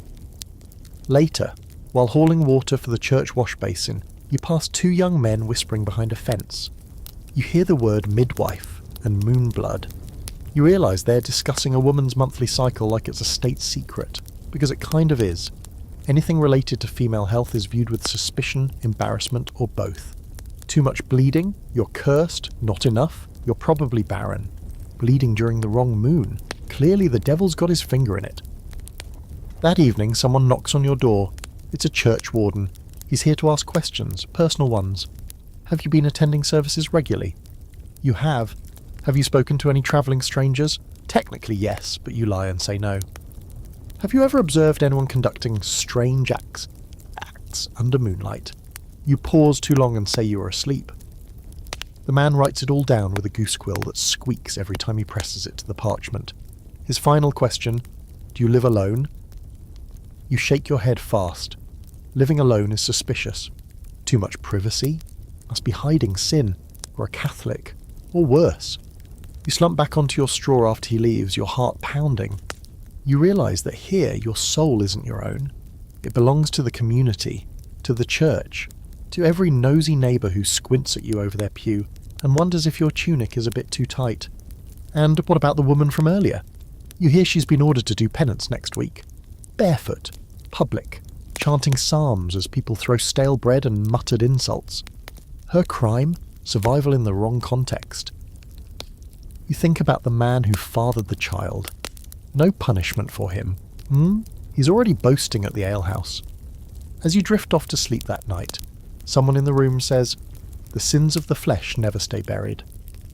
Someone else mutters, "Unless you marry fast." You roll over and stare at the wall. You've got no spouse, no plan, and you still have that modern sense of privacy that feels more alien here by the day. In Tudor England, sin isn't something you do. It's something they catch you not hiding well enough. You're halfway through chewing a chunk of cold pottage when the first wisp of smoke slithers across the ceiling. You think nothing of it at first, smoke is just part of the air here. But then someone shouts, and you feel the room tilt into panic. The fire. It's the fire. Again. Except this time it's not the cosy little hearth behaving badly. It's the pile of rushes near the door, now fully ablaze, sending up a bright orange wall of chaos. You drop the wooden spoon, slam your foot into a bucket of dirty water and hurl it onto the flames. It doesn't help much. Someone else grabs a blanket, starts beating at the fire like it insulted their mother. The whole room fills with a sharp, acrid smoke that stings your eyes and scrapes your throat raw. People are shouting, the pig is screaming, you're choking. It's all happening too fast and not fast enough. Outside, bells ring, someone pounding a metal pot with a stick. The fire alarm, Tudor edition. You burst out the door and immediately realise how bad it is. Sparks are drifting, leaping onto nearby thatched roofs like joyful little murderers.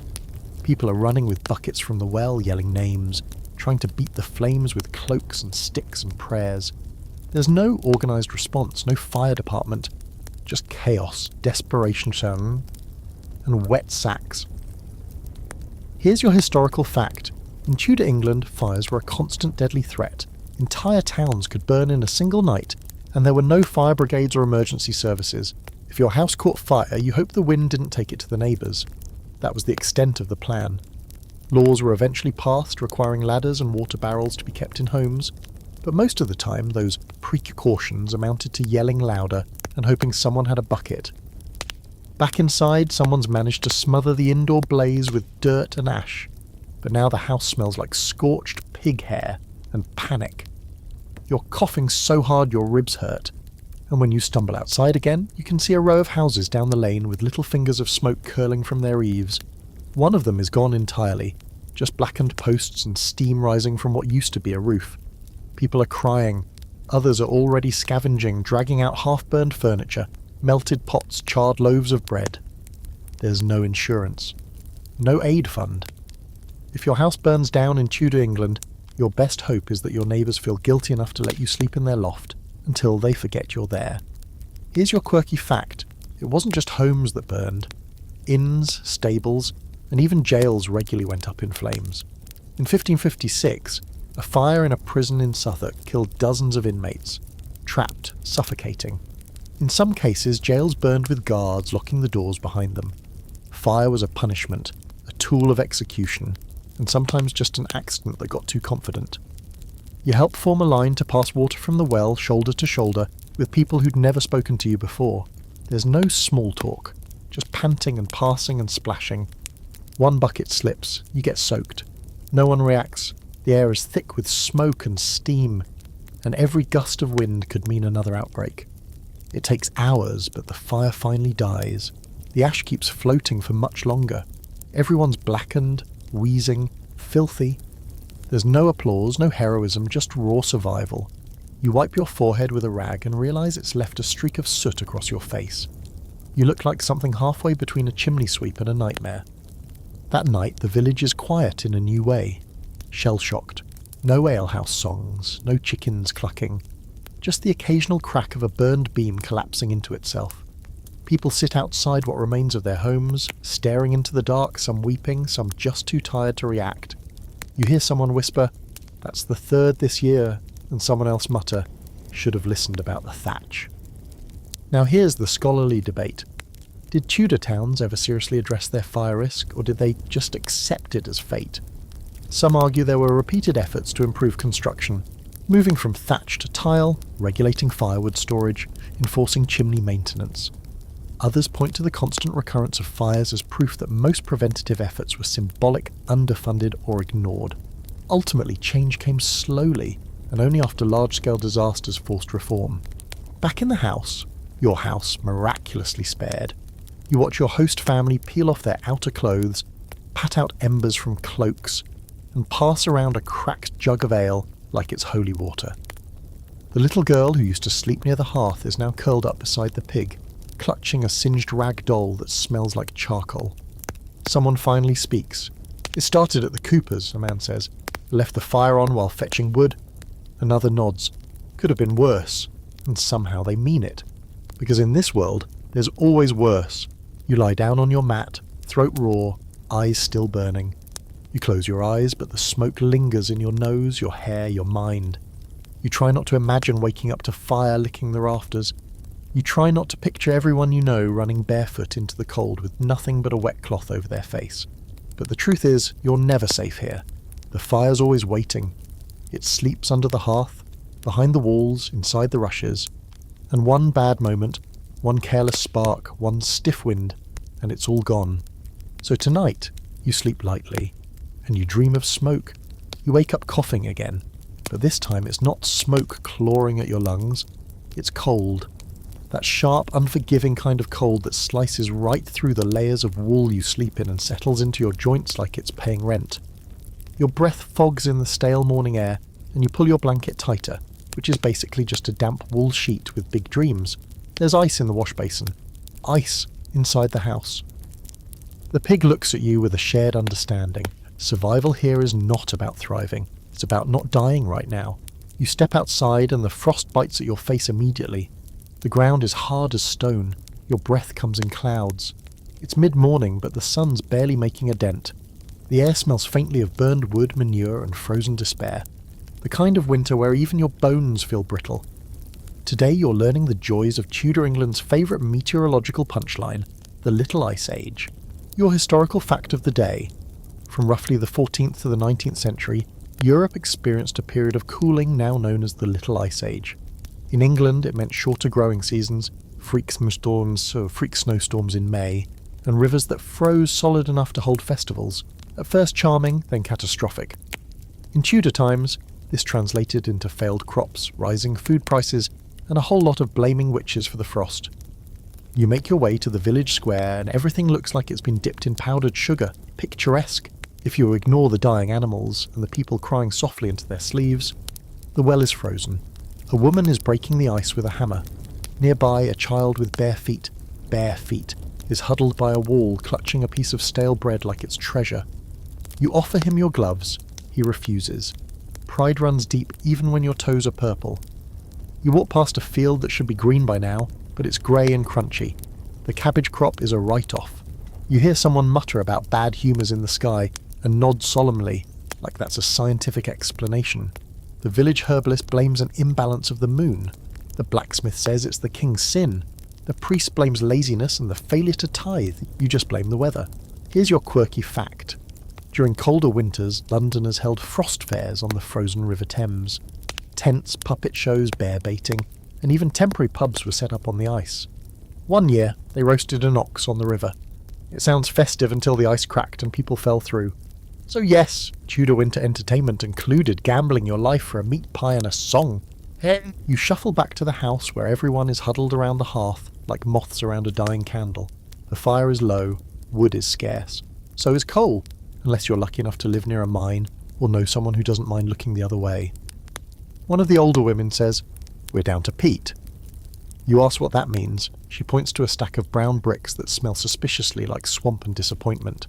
You burn it anyway. The stew tonight is mostly water, with a hint of turnip and something that might once have been a bone. You chew slowly and pretend it fills you. You've already lost weight. Your tunic fits differently now. Your ribs are starting to feel like architecture. Here comes your scholarly debate. Did the cold of the Little Ice Age cause widespread famine, or just make hard times worse? Some historians argue that climate change directly led to food shortages, rebellions, and rural suffering. Others believe that poor land management, rigid class structures, and inflation had already weakened the population long before the frost arrived. The truth? It was likely a perfect storm, one part weather, one part economic collapse, and a generous helping of medieval mismanagement. That night, a man arrives at the door clutching a bundle under his cloak. Turns out it's his newborn son, only a few days old and already bluish. He begs for help, warmth, anything. Your host family has no space, no supplies, and no mercy. They send him away. You follow him out with a bowl of hot water, but he's already gone, vanished into the snow-covered silence. You leave the bowl on a stump. It freezes over in less than an hour. You wake up later that night shivering so hard your teeth clack. Someone tries to restart the fire, but the damp wood hisses like it's mocking you. The pig climbs into your blanket. You don't stop it. Warmth is warmth. You try to sleep, but your toes ache and your breath feels too loud. You think about home again. Radiators, heated blankets, thermostats, socks that come in pairs. Hot showers you can complain about for being not quite hot enough. You would trade all of it right now for a single cup of cocoa. In the early morning, before light has even thought about showing up, you hear someone crying. A quiet, breathless sound. You realise it's one of the kids. His hand is frostbitten. His fingers are pale and stiff. His mother wraps them in cloth and prays. You know prayers won't fix it. They just give your hand something to do while the damage happens. You finally sleep, not because you're comfortable, but because your body gives up. And in your dreams, it's warm. You're under thick blankets. There's a fire you don't have to feed. And when you wake up, there's bread with butter and heat that doesn't make you cry. And then you open your eyes. And you're still in Tudor England. The day begins with confusion. You wake up to shouting outside, not the usual kind involving livestock or marital disputes, but something sharper, more official. You sit up, stretch your frozen limbs, and peek out the cracked shutter. A cluster of villagers is gathered around a wooden post where a new notice has been nailed. A man in a long coat stands nearby with a scroll and a very punchable face. You recognise him. He's from the town council, or the bailiff's office. Or maybe just someone with access to ink and a hunger for power. Either way, he's bad news. You shuffle outside, still groggy and sore, and elbow your way to the front of the crowd. The notice is written in a mix of symbols and overly dramatic calligraphy. You can't read most of it. Neither can the people around you. That's the problem. Because in Tudor England, you can't read, but you're still expected to follow the law. Here's your historical fact of the day. Literacy rates in Tudor England were astonishingly low, especially among the lower classes. Estimates suggest only about 20% of the population could read with any fluency, and that's being generous. Most villagers couldn't read a Bible, let alone royal decrees. Laws were posted publicly but written in legal jargon or Latin, often accompanied by visual symbols, ropes, flames, gallows, to help get the point across. If you misunderstood, too bad, you were still guilty. The new proclamation apparently has something to do with a grain tax, or maybe a curfew, or possibly a ban on something someone liked too much. A man nearby frowns at the paper like it just insulted his cow. He mutters, "No dogs past the churchyard after sundown." Someone else replies, "No selling grain past sundown." Another whispers, "No talking about grain after sundown." No one agrees, no one knows, but everyone is now vaguely terrified they'll accidentally break it. You watch the man who posted it walk away with that smug Tudor bureaucrat air, the kind that says, "I'll be back to arrest someone random just to keep the fear alive." You scratch your head and try to pretend you're invisible. Later that morning, you're told to help patch a thatched roof, and you're pointed toward the storehouse. You nod and wander that way, only to be stopped by a young woman in an apron, who asks, "Did you get leave to walk that direction?" You blink. "There's a rule about where I can walk now," she shrugs. "Dunno, probably." And just like that, you're paralysed.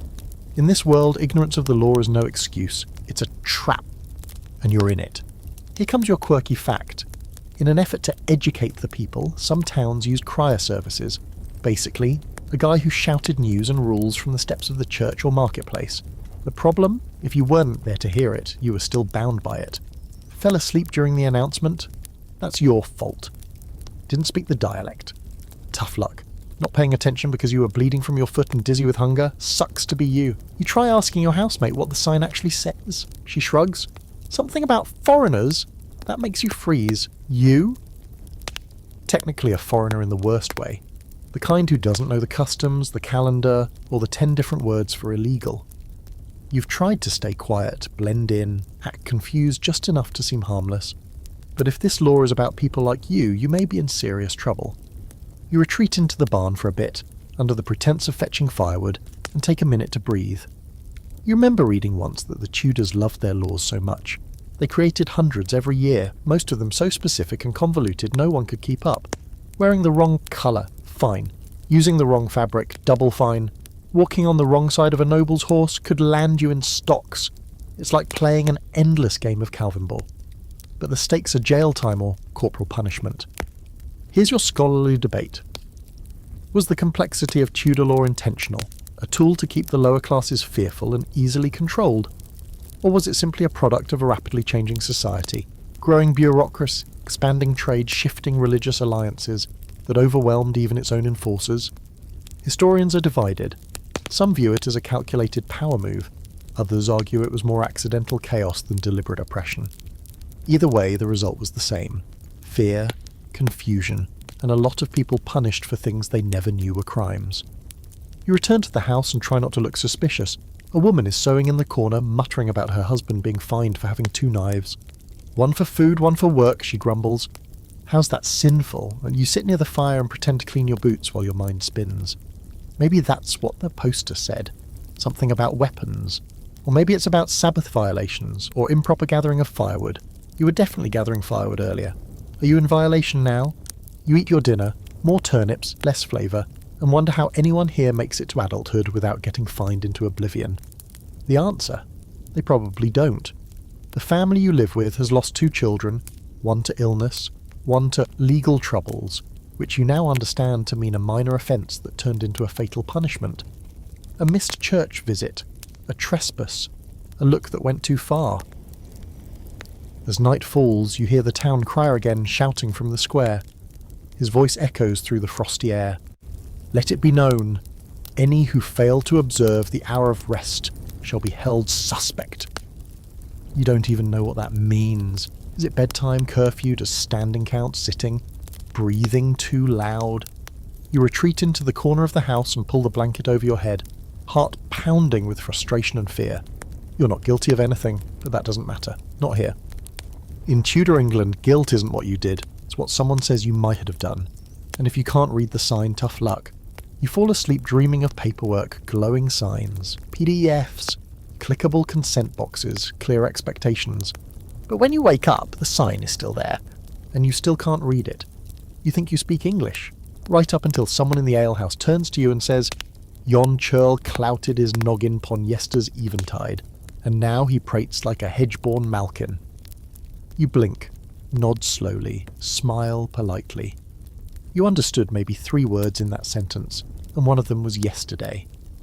You're not in a Shakespeare play. You're in Tudor England, where the language is English in name only, and sounds like someone trying to speak modern slang while underwater and being punched in the throat. Welcome to the ultimate linguistic betrayal. You know the language, or thought you did, but now it's turned on you.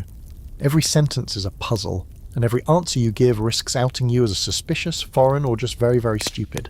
And that's dangerous.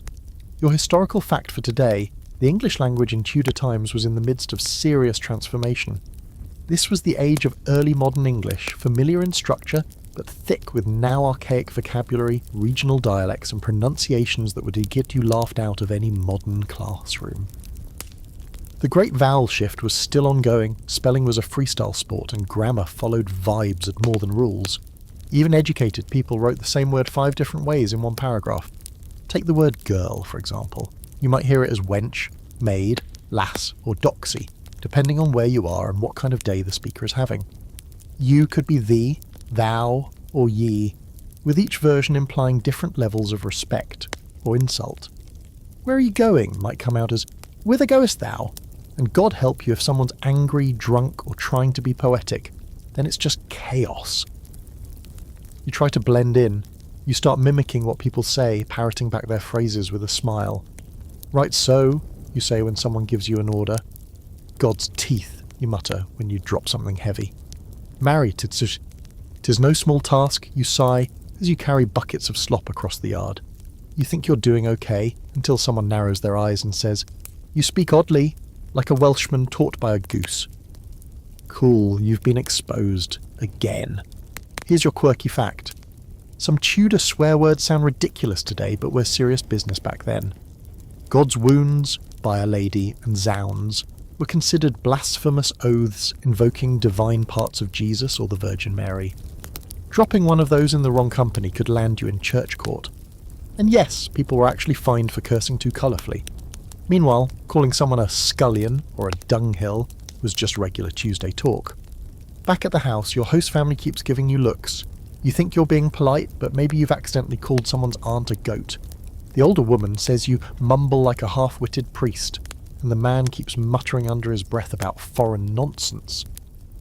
You decide it's safer to say as little as possible. You become the quiet helper, the silent bucket carrier, the nod and smile tenant. That works for a while. Until the priest stops you outside the church and asks if you've read the latest passage from the Book of Common Prayer. You smile awkwardly. He frowns. "Speak, boy. What saith the Lord in the psalm of the day?" You freeze. What's a safe biblical answer? You blurt out, "The meek shall inherit the turnip." Close enough. He stares at you for a long, uncomfortable moment and finally walks away, shaking his head. You're not sure if you failed a test or passed one. Here's the scholarly debate for the day. How mutually intelligible was Tudor English to modern ears really? Some argue that with enough context, a modern English speaker could adapt, slowly, to the older vocabulary and structure. Others suggest that for the average person, Tudor English might as well be another language. And when you factor in regional accents, thick Yorkshire vowels, clipped London sound slang, slurred West Country speech, it becomes even more confusing. Add in illiteracy, and most communication here is based more on gestures, repetition and luck than any common tongue. You try to study how people speak. You make mental flashcards out of phrases. I faith means truly. Fain means gladly. Anon means soon, unless it means never. Clotpole is an idiot. Saucy knave is an idiot with an attitude. Prithee is polite. A pox upon thee is not. But the language doesn't just sound different, it thinks differently. People speak in metaphors, religious references, and agricultural idioms. If you say something plain, I don't understand, they look at you like you're a fish explaining algebra. But if you say, I am but green in this, sir, as a lamb before harvest, they nod solemnly and offer you stew. And then there are the official documents. When you're conscripted to help the parish scribe copy a land record, he hands you a page written in a mix of Latin, French legal terms, and something that might be code.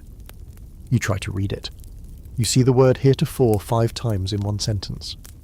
The scribe sighs, grabs the quill from your hand and says, "You've the literacy of a damp boot." You're demoted to ink bottle duty. Later, a child asks if you're cursed. "You speak like you swallowed bees," he says. You want to tell him that you're just doing your best. That time travel wasn't on your resume, and that the English language is a shape-shifting monster. But instead you say, "Aye, lad, I am all beset with the buzzing tongue." He blinks, then grins. "That's daft." You grin back. Progress. You go to sleep that night mentally rehearsing tomorrow's phrases. "Mayhap I may." "I crave your pardon. What say ye?" You even throw in a "by St. Dunstan's beard" for good measure. Because here, communication isn't just about being understood, it's about surviving the sentence. You're knee-deep in mud, trying to convince a goat to go in literally any direction other than the one it insists on when you hear it. A roar from the crowd over in the square.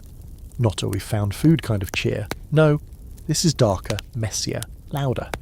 You abandon the goat, which immediately charges back into someone's cookfire, and jog toward the noise, breath catching in your throat, already knowing this is going to be bad. The smell hits you before the sight does. Sweat, stale beer and blood to gum. You round the corner just in time to see the tail end of a bear lunging at a pack of barking dogs. Oh, you heard that right. A bear, chained to a post, surrounded by frenzied villagers cheering, jeering, throwing scraps of food and the occasional rock. You're witnessing one of Tudor England's favourite pastimes, bear baiting, and you thought this was a religious society. Here's your historical fact for the day. Bear baiting was a massively popular form of entertainment during the Tudor period. Bears were chained to a stake in a pit, while trained dogs, usually mastiffs, were sent in to attack. The crowd would place bets, drink heavily, and howl with excitement as the animals tore into each other. Kings and queens attended these events. Yes, even Elizabeth I has had a front row seat more than once. The bear before you is foaming at the mouth, snarling and limping, its fur matted with blood and mud. A man with a whip urges the dogs forward. Another waves a torch. A child claps gleefully. You're frozen, unable to move, caught somewhere between disbelief and a very 21st century panic attack. A woman nearby notices your expression and laughs. First time, you nod slowly. She pats your arm like you're the one being mauled. Wait till you see the next one. There's a blind bear that fights twice as hard. You suddenly feel nauseous. Here's your quirky fact. Some bears used for baiting had names like Harry Hunks and Sackerson and were treated like grim celebrities. People would carve their names into pewter cups or woodblocks. One bear even had his own collar engraved with royal symbols. Imagine being a national mascot for violent repetitive trauma. Tudor England really said, let's take brutality and add merch. Back in the square, the crowd is growing. Someone brings out a monkey dressed in a soldier's coat. It dances briefly before being yanked off stage. You hear someone ask when the execution starts. Your heart drops. Because yes, that's part 2 of today's show. Entertainment here is a full buffet of trauma. Animals in the morning, humans by afternoon. They've already set up the scaffold. A wooden platform surrounded by a loosely arranged crowd and guarded by men with cudgels. A man in rags stands at the centre, tied to a post, bruised and barely standing. You hear snippets of rumour. He stole bread. He insulted the wrong noble. He didn't confess fast enough. The details change with every whisper. All that matters is that he's today's lesson. Here's your scholarly debate. Was Tudor public punishment primarily about justice or spectacle? Historians argue both sides. Some say it was designed to maintain order through fear, make an example of one, control the rest. Others emphasise its role as communal catharsis, a ritualised way for villagers to confront crime, sin, and rebellion in a world with few real outlets. Either way, it worked. People watched. They learned. They stayed in line. The man on the scaffold begins to speak, or tries to. His voice is hoarse. No one listens. The executioner steps forward. A hush falls. Even the drunkest hecklers go quiet. You want to look away. You really do, but no one else is flinching, so you stare. The axe lifts. It drops. The crowd erupts. And then, as casually as if they'd just watched a pig race, they return to their carts, their children, their chores. A few linger to examine the blood splatter like they're reading tea leaves. You step back, nearly trip over a dog chewing something you pray is not human, and stumble toward the edge of the square. You duck into the alehouse, hoping to scrub the images from your brain with something warm and vaguely alcoholic. Inside, a minstrel strums a lute. No one mentions what just happened. Instead, they laugh, drink, and reenact the bear fight in exaggerated pantomime. One man lifts his hands like claws, growls, and knocks over a stool. Roars of laughter. Someone buys him a drink. You sip your thin ale and stare into the flames, trying to understand how people can just compartmentalise this. One moment they're hugging their children, and the next they're cheering while a man loses his head. You don't get it, but you also know you can't question it. Not here. Because if you call it cruelty, someone might call you a heretic. Or worse, soft. Later that night, as you trudge home, your boots crunch in dried blood. You glance down and see a piece of the scaffold still lying in the dirt, splintered, stained. You nudge it with your toe. It doesn't move, like it belongs to the earth now. You curl up on your mat in the corner of the house and close your eyes, but your brain replays every detail. The bear's eyes, the man's last breath, the way the crowd applauded. You press your hands over your ears and pretend you're somewhere else, anywhere else. But when you dream, it's of teeth, claws, and the sound of cheering, because in Tudor England, entertainment means blood, and if you're not clapping, you're probably next. It starts with a whisper, not the spooky ghostly kind, but the dangerous kind. The kind that drips with suspicion, moves faster than common sense, and sticks to your skin like mud. You're minding your own business, trying to scrape soot off a cooking pot with a burnt stick, when a boy you barely know sidles up beside you and says, "Heard the bailiff's been asking about you." You freeze, your mind races. What for? Was it the bread you took from the back of the bakery 2 nights ago? The accidental eye contact with the priest? Did someone hear you mumble, "This is insane," during church again? The boy just shrugs and walks off, leaving you with that delightful Tudor sensation of being watched. You turn around, and sure enough, you catch the eyes of an old man across the lane staring straight at you, not blinking. Another woman pretends to sweep her doorstep but follows your every move with hawk-like precision. Suddenly, it feels like the whole village is made of windows, each one hiding someone scribbling your name into a mental list titled Potential Traitors. Welcome to one of Tudor England's most exhausting hobbies, surveillance. Here's your historical fact. Under the Tudor monarchs, especially Elizabeth I, the state maintained an extensive and highly effective network of spies, informants, and local enforcers. With religious and political tensions boiling just beneath the surface, thanks to constant fears of Catholic plots, foreign invasions, and internal uprisings, every subject of the crown was potentially a suspect. Parish constables, town bailiffs, and even neighbours were expected to report suspicious behaviour, whether that meant skipping church, reading banned texts, or just being a little too quiet. You're not planning treason, obviously, but that doesn't matter. Paranoia doesn't require proof. It just needs someone bored enough to tattle, and someone powerful enough to care. You realise very quickly that you can't trust anyone. Not the kids playing in the mud, not the baker's smiling wife, and definitely not the shepherd who talks to his sheep like they're on his payroll. And here comes the quirky fact. Elizabethan spymaster Sir Francis Walsingham once employed over 50 agents across Europe, many posing as merchants or scholars. They used codes, invisible ink, and even messages hidden in shoe soles.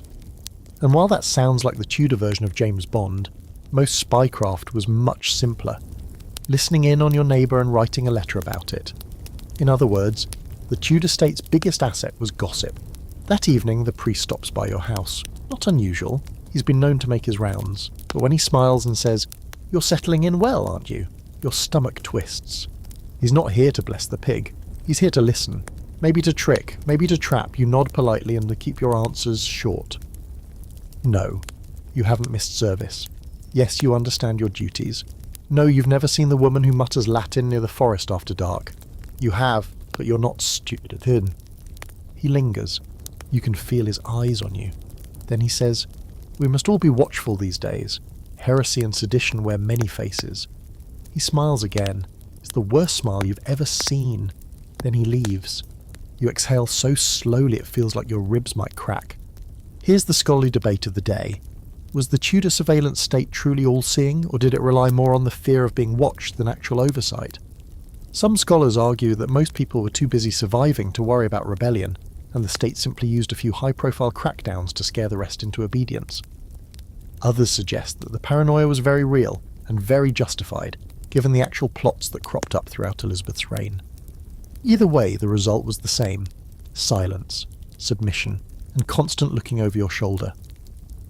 Later you head to the alehouse, because at least their people are too drunk to care what you say, or so you think. You're halfway through your first sip of watery beer when a man at the next table leans over and says, "Heard you talk strange. Where's your family from?" His tone is casual, but his eyes are sharp. You give him the safest answer you can think of: Wiltshire. He nods slowly. "You don't sound like Wiltshire." You lie. "My mother was from York." He grunts and turns back to his drink. Crisis barely avoided. You idiot, you've stopped using modern words entirely. No more okay, no more sure thing, no more whatever. You've scrubbed your speech clean of anything out of place, and now you talk like a poorly programmed Shakespeare bot. "Right, gladly, my lord. I crave your pardon." "God shield thee." It's exhausting, it's survival. Then one night you hear your name, whispered, behind the house. You creep to the wall and listen. Two voices. One says, "I think he's hiding something." The other, "If he were anyone, they'd have found him by now." You wait, breath tight, trying not to move. Eventually, they wander off. You don't sleep that night. The next day, you get pulled aside by a man you've never met. He says he's from another parish. He asks strange questions about whether you've ever heard of certain books, whether you've met a John of Camberwell, whether you think the Queen's soul is safe. You answer with 3 variations of "I know not, good sir." Then he smiles and walks away. That's when you realise he was testing you, and you don't know if you passed. You start keeping your head down even more. You spend your days chopping wood, fetching water, carrying things no one wants to carry. You become invisible by being useful. You become liked by being quiet. You become safe by becoming boring. Because in Tudor England, being interesting is dangerous. Being curious is criminal, and being noticed, that's just plain stupid. You've survived plagues, fire, frost, and public executions, so you'd think by now you'd be numb to Tudor England's next trick. But no, today it's taxes, or, more precisely, something called a subsidy assessment, which sounds boring, till you realise it's basically legal extortion with extra paperwork and zero clarity.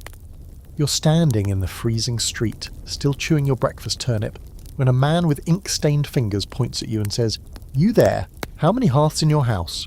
You blink. 1, he scribbles furiously. "And animals?" You hesitate. "Do pigs count? Chickens? Fleas?" The man scowls. "Failure to report correctly is a finable offence." Cool. So taxes now come with implied threats and pop quizzes. Here's your historical fact. Tudor taxes were wildly inconsistent, frequently updated, and usually regressive. The most infamous was the hearth tax, which counted the number of fireplaces in a home as a measure of wealth. More hearths, more tax, but if you were poor enough to have no hearth, you were usually exempt, unless a local official didn't like you. In that case, congratulations. You owed for a hearth you didn't have, a roof you shared with a goat, and a pig who technically paid rent in grunts.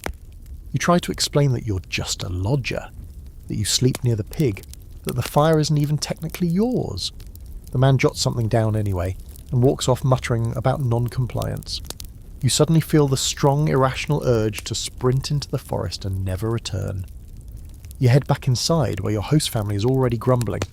The father's been taxed for 2 cows he no longer owns and a son who's been dead for 3 years. When he tried to explain, the assessor told him to speak with his soul, not his sorrow, which is Tudor code for too bad, pay anyway. Here's your quirky fact. Some towns taxed based on the number of windows in a house. More windows meant more light, hence more wealth, hence more tax. The result? People started bricking up their windows to avoid paying. It got so common that London looked like it was being attacked by an army of very specific stonemasons. So in case you're keeping count, Tudor England found a way to make sunlight taxable. You try to help your host calm down by offering to fetch water or collect firewood, but he waves you off. He's too busy counting chickens like they're about to be subpoenaed. "I told them we had 6, he hisses. "We have 5.5. You don't ask what he means by half a chicken. You just back away. Later you get roped into attending a town meeting. Well, it's more of a shouting match held in the churchyard. Everyone's mad. The tax collector's gone, but his scribe remains, smiling faintly like he's someone who's never missed a meal. A widow accuses him of charging her for a cow that belongs to the miller. The miller accuses the widow of sorcery. Someone else tries to pay in barley. A child bites someone. You honestly lose track. And here's where today's scholarly debate comes in. Were Tudor taxes a genuine attempt at structured governance, or simply a messy tool for enriching the crown and keeping the lower classes under pressure? Some historians argue that the state needed revenue for wars, defence and infrastructure. Others point out how often the burden fell on the poorest, how corruption ran rampant, and how the rules changed so often that no one knew what was actually legal. The answer, as usual, lies somewhere in the middle and makes your life harder either way. Back at the house, the mood is sour. The family's already short on coin and now they owe more than they can pay.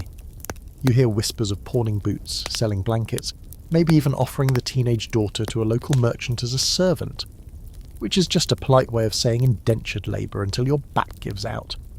No one says this outright, of course, but it hangs in the air like smoke from a damp fire. You offer your small stash of pennies, 3 to be exact. Found them last week under a broken floorboard. It's not enough. But the gesture softens the old woman's face for the first time since last harvest. She pats your arm and calls you a quiet one, but not useless. That's the Tudor equivalent of a 5-star Yelp review. That evening you sneak away for some air and walk to the edge of the village. There you spot 2 men burying something behind a hayrick. You creep closer, thinking it might be stolen goods or a hidden animal. But it's not. It's coins. They're hiding money from the collectors. Smart, risky, probably deadly if caught. You walk away quickly, eyes down, heart thumping. You're already on enough lists. You fall asleep curled up in your corner, the pig's warmth against your side, your breath clouding in the bitter air. You dream of ledgers, of ink-stained fingers pulling coins from your mouth, of someone shouting how many halve as you sink beneath a mountain of soot and firewood.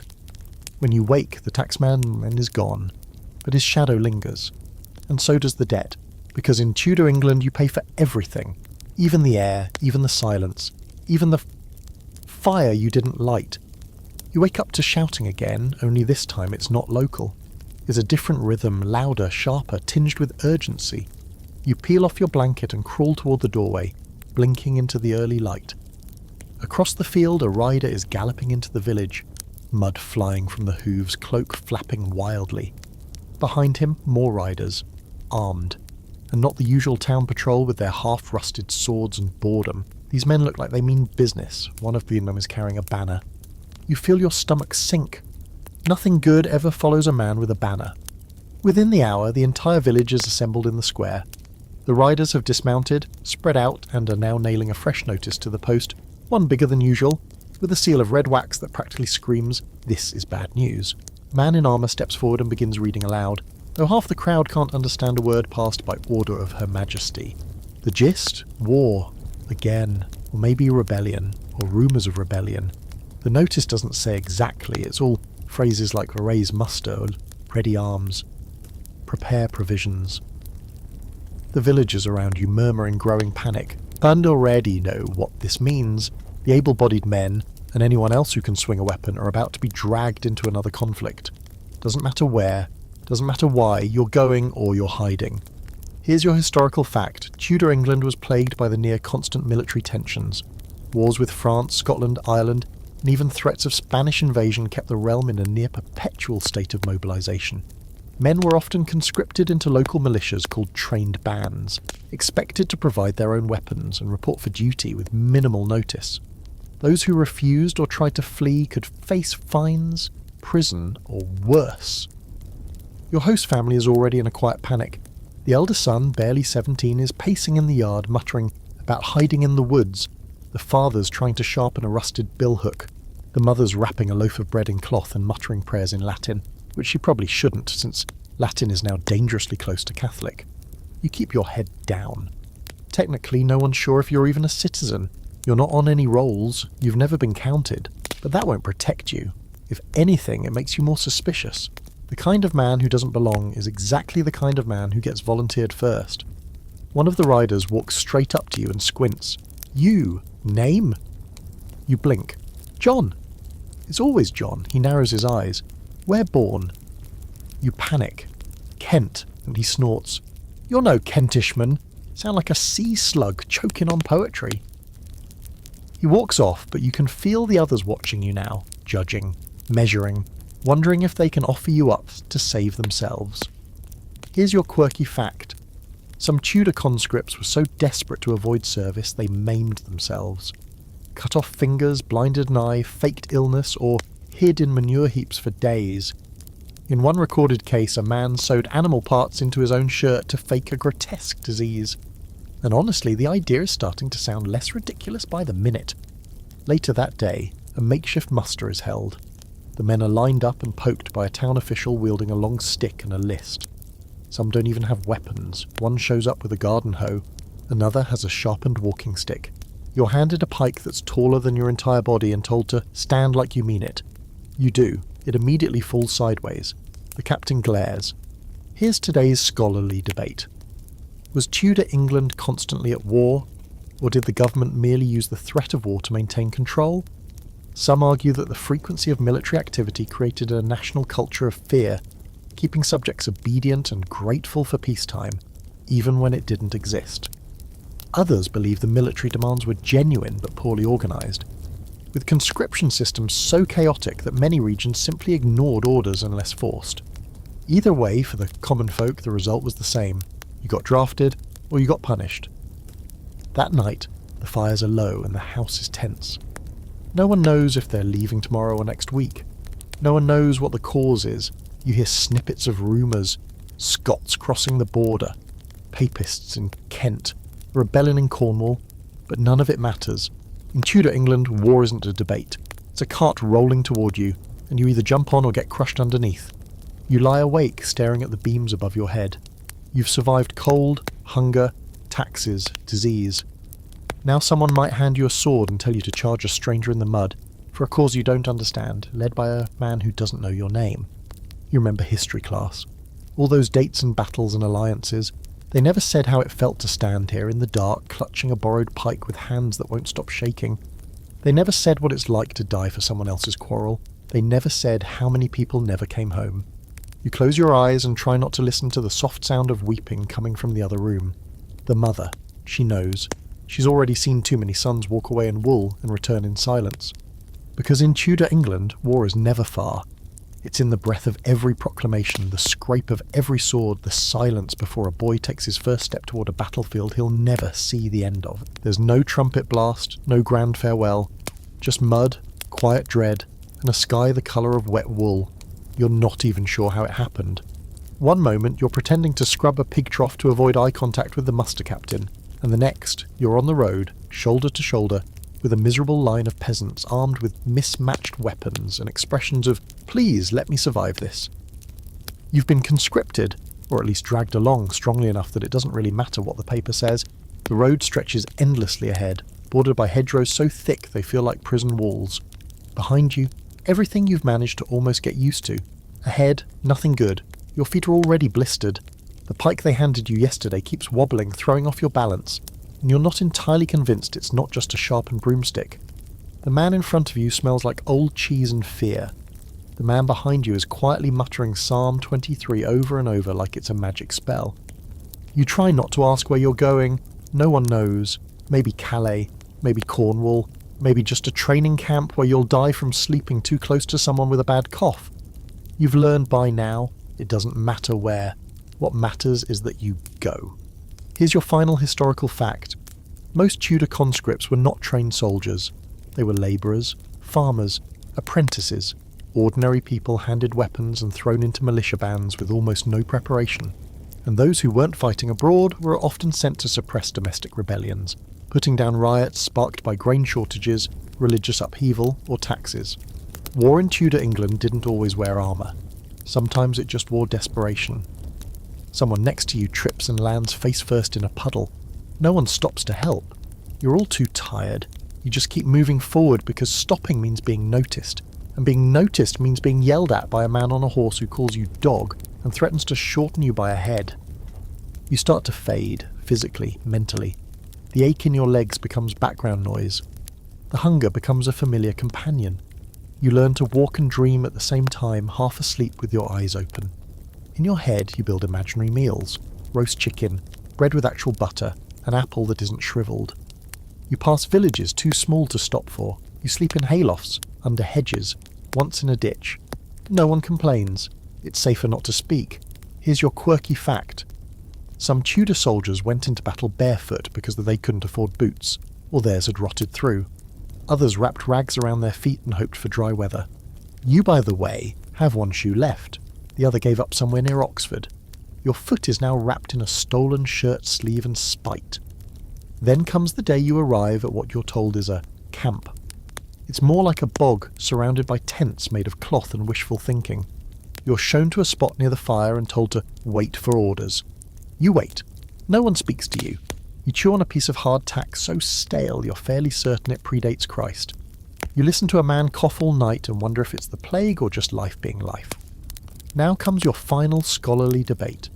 Did Tudor England ever care about the fates of its common soldiers? Some historians argue there was a growing sense of national duty. With Elizabeth, the first speech at Tilbury, "I have the body of a weak and feeble woman," used to inspire loyalty and courage. Others say most soldiers were cannon fodder, and the crown didn't even bother bearing them properly, unless they wore the right insignia. The truth? Probably somewhere in between. A country that romanticised the glory of war and quietly forgot the names of the men who made it happen. You try to sneak away one night. Just a little walk, you tell yourself. To clear your head. Maybe find food. Maybe find a way home. But before you make it 10 steps out of camp, you're stopped by a guard with a spear and no sense of humour. He jabs it toward your chest and says, "Deserter?" You shake your head too fast. "Just piss," you mumble. He eyes you, then points into the darkness. "Don't be long, and piss loudly." You do as you're told, you return, you lie down on the frozen ground and stare at the stars, which are the only things that haven't tried to kill you lately. You think of the house you left behind. The pig. The old woman who called you quiet but not useless. You think of the cold room, the bad stew, the children, the fear, and somehow you miss it, because now you realise Tudor England never lets you go, not really. Even if you survive the plague and the stocks and the bear pits and the fire, even if you make it through war with both legs and at least half your sanity, even if you outlive the taxes and the laws and the gossip, the truth is, it wins. It wears you down, it scrapes you hollow, it turns you into someone who doesn't dream of better things anymore. Just warmer shoes, just sleep without coughing, just not being picked for anything. You drift off, wrapped in a lice-ridden cloak, half praying for dawn and half praying you don't wake up at all. Because in the end, in Tudor England, no one gets a peaceful ending. Not really. They just disappear, into war, into history, into the soft, unmarked grave of time. So here you are, at the end of it all, or at least what's left of you. You've clawed your way through 25 long, grimy, plague-bitten, soot-covered slices of Tudor England, and somehow you're still breathing, or wheezing, or coughing up something questionable. Either way, you made it further than most, which, let's be honest, isn't saying much. You've seen things: bear-baiting, public executions, tax extortion, war, fire, starvation, and one very judgmental pig. You've heard church bells used more for fear than faith. You've tried to blend into a language that sounds like a Shakespeare character choking on porridge, and you've survived on food that wouldn't pass as dog scraps in the modern world. But you're not untouched. No one walks away from Tudor England clean. You've been humbled by a bowl of spoiled pottage, terrified by the shadows that might be inquisitors, or worse, neighbours with strong opinions. You've learned to say nothing when someone accuses you of witchcraft, and to say even less when someone compliments your shoes, because that usually means they plan to steal them. You've realised that survival here isn't about strength. It's about invisibility. It's about mastering the soft shuffle, the quiet the way to slip through a crowd without being seen or remembered. Because being remembered in Tudor England, that usually ends with fire, rope, or someone's very dull axe. And yet, in the strange haze of the journey, something in you changed. You found your rhythm. You figured out when to nod and when to pretend to pray. You learned the rules, even if they made no sense, and you obeyed them just enough to dodge the worst of the punishments. You found kindness sometimes, a scrap of bread from an old woman, a seat by a fire you didn't have to earn, a child who didn't look at you like a monster. In a world this brutal, even a crumbs feel like miracles. But let's not romanticize it too much. You hated it, all of it, and that's okay, because the truth is, you weren't supposed to survive Tudor England. No one from now could. We're too soft, too fond of showers and Google, and not dying of mild coughs. We'd never last long without plumbing, heat, or basic human rights. And honestly, that's nothing to be ashamed of. It just means you're from a better time. So take a breath. You're back. Not in the mud, not in the cold, not in a war you never understood. You're safe now. Now, dim the lights, maybe turn on a fan for that soft background hum, and let your body relax into the warmth of your sheets. Let the crackle of imaginary fire fade. Let the crowd's cheers, the priest's sermons, the tolling death bells, all dissolve. You made it. You walked through history and got out the other side, maybe limping, maybe broken, but aware. Tudor England didn't want you to survive, but you did.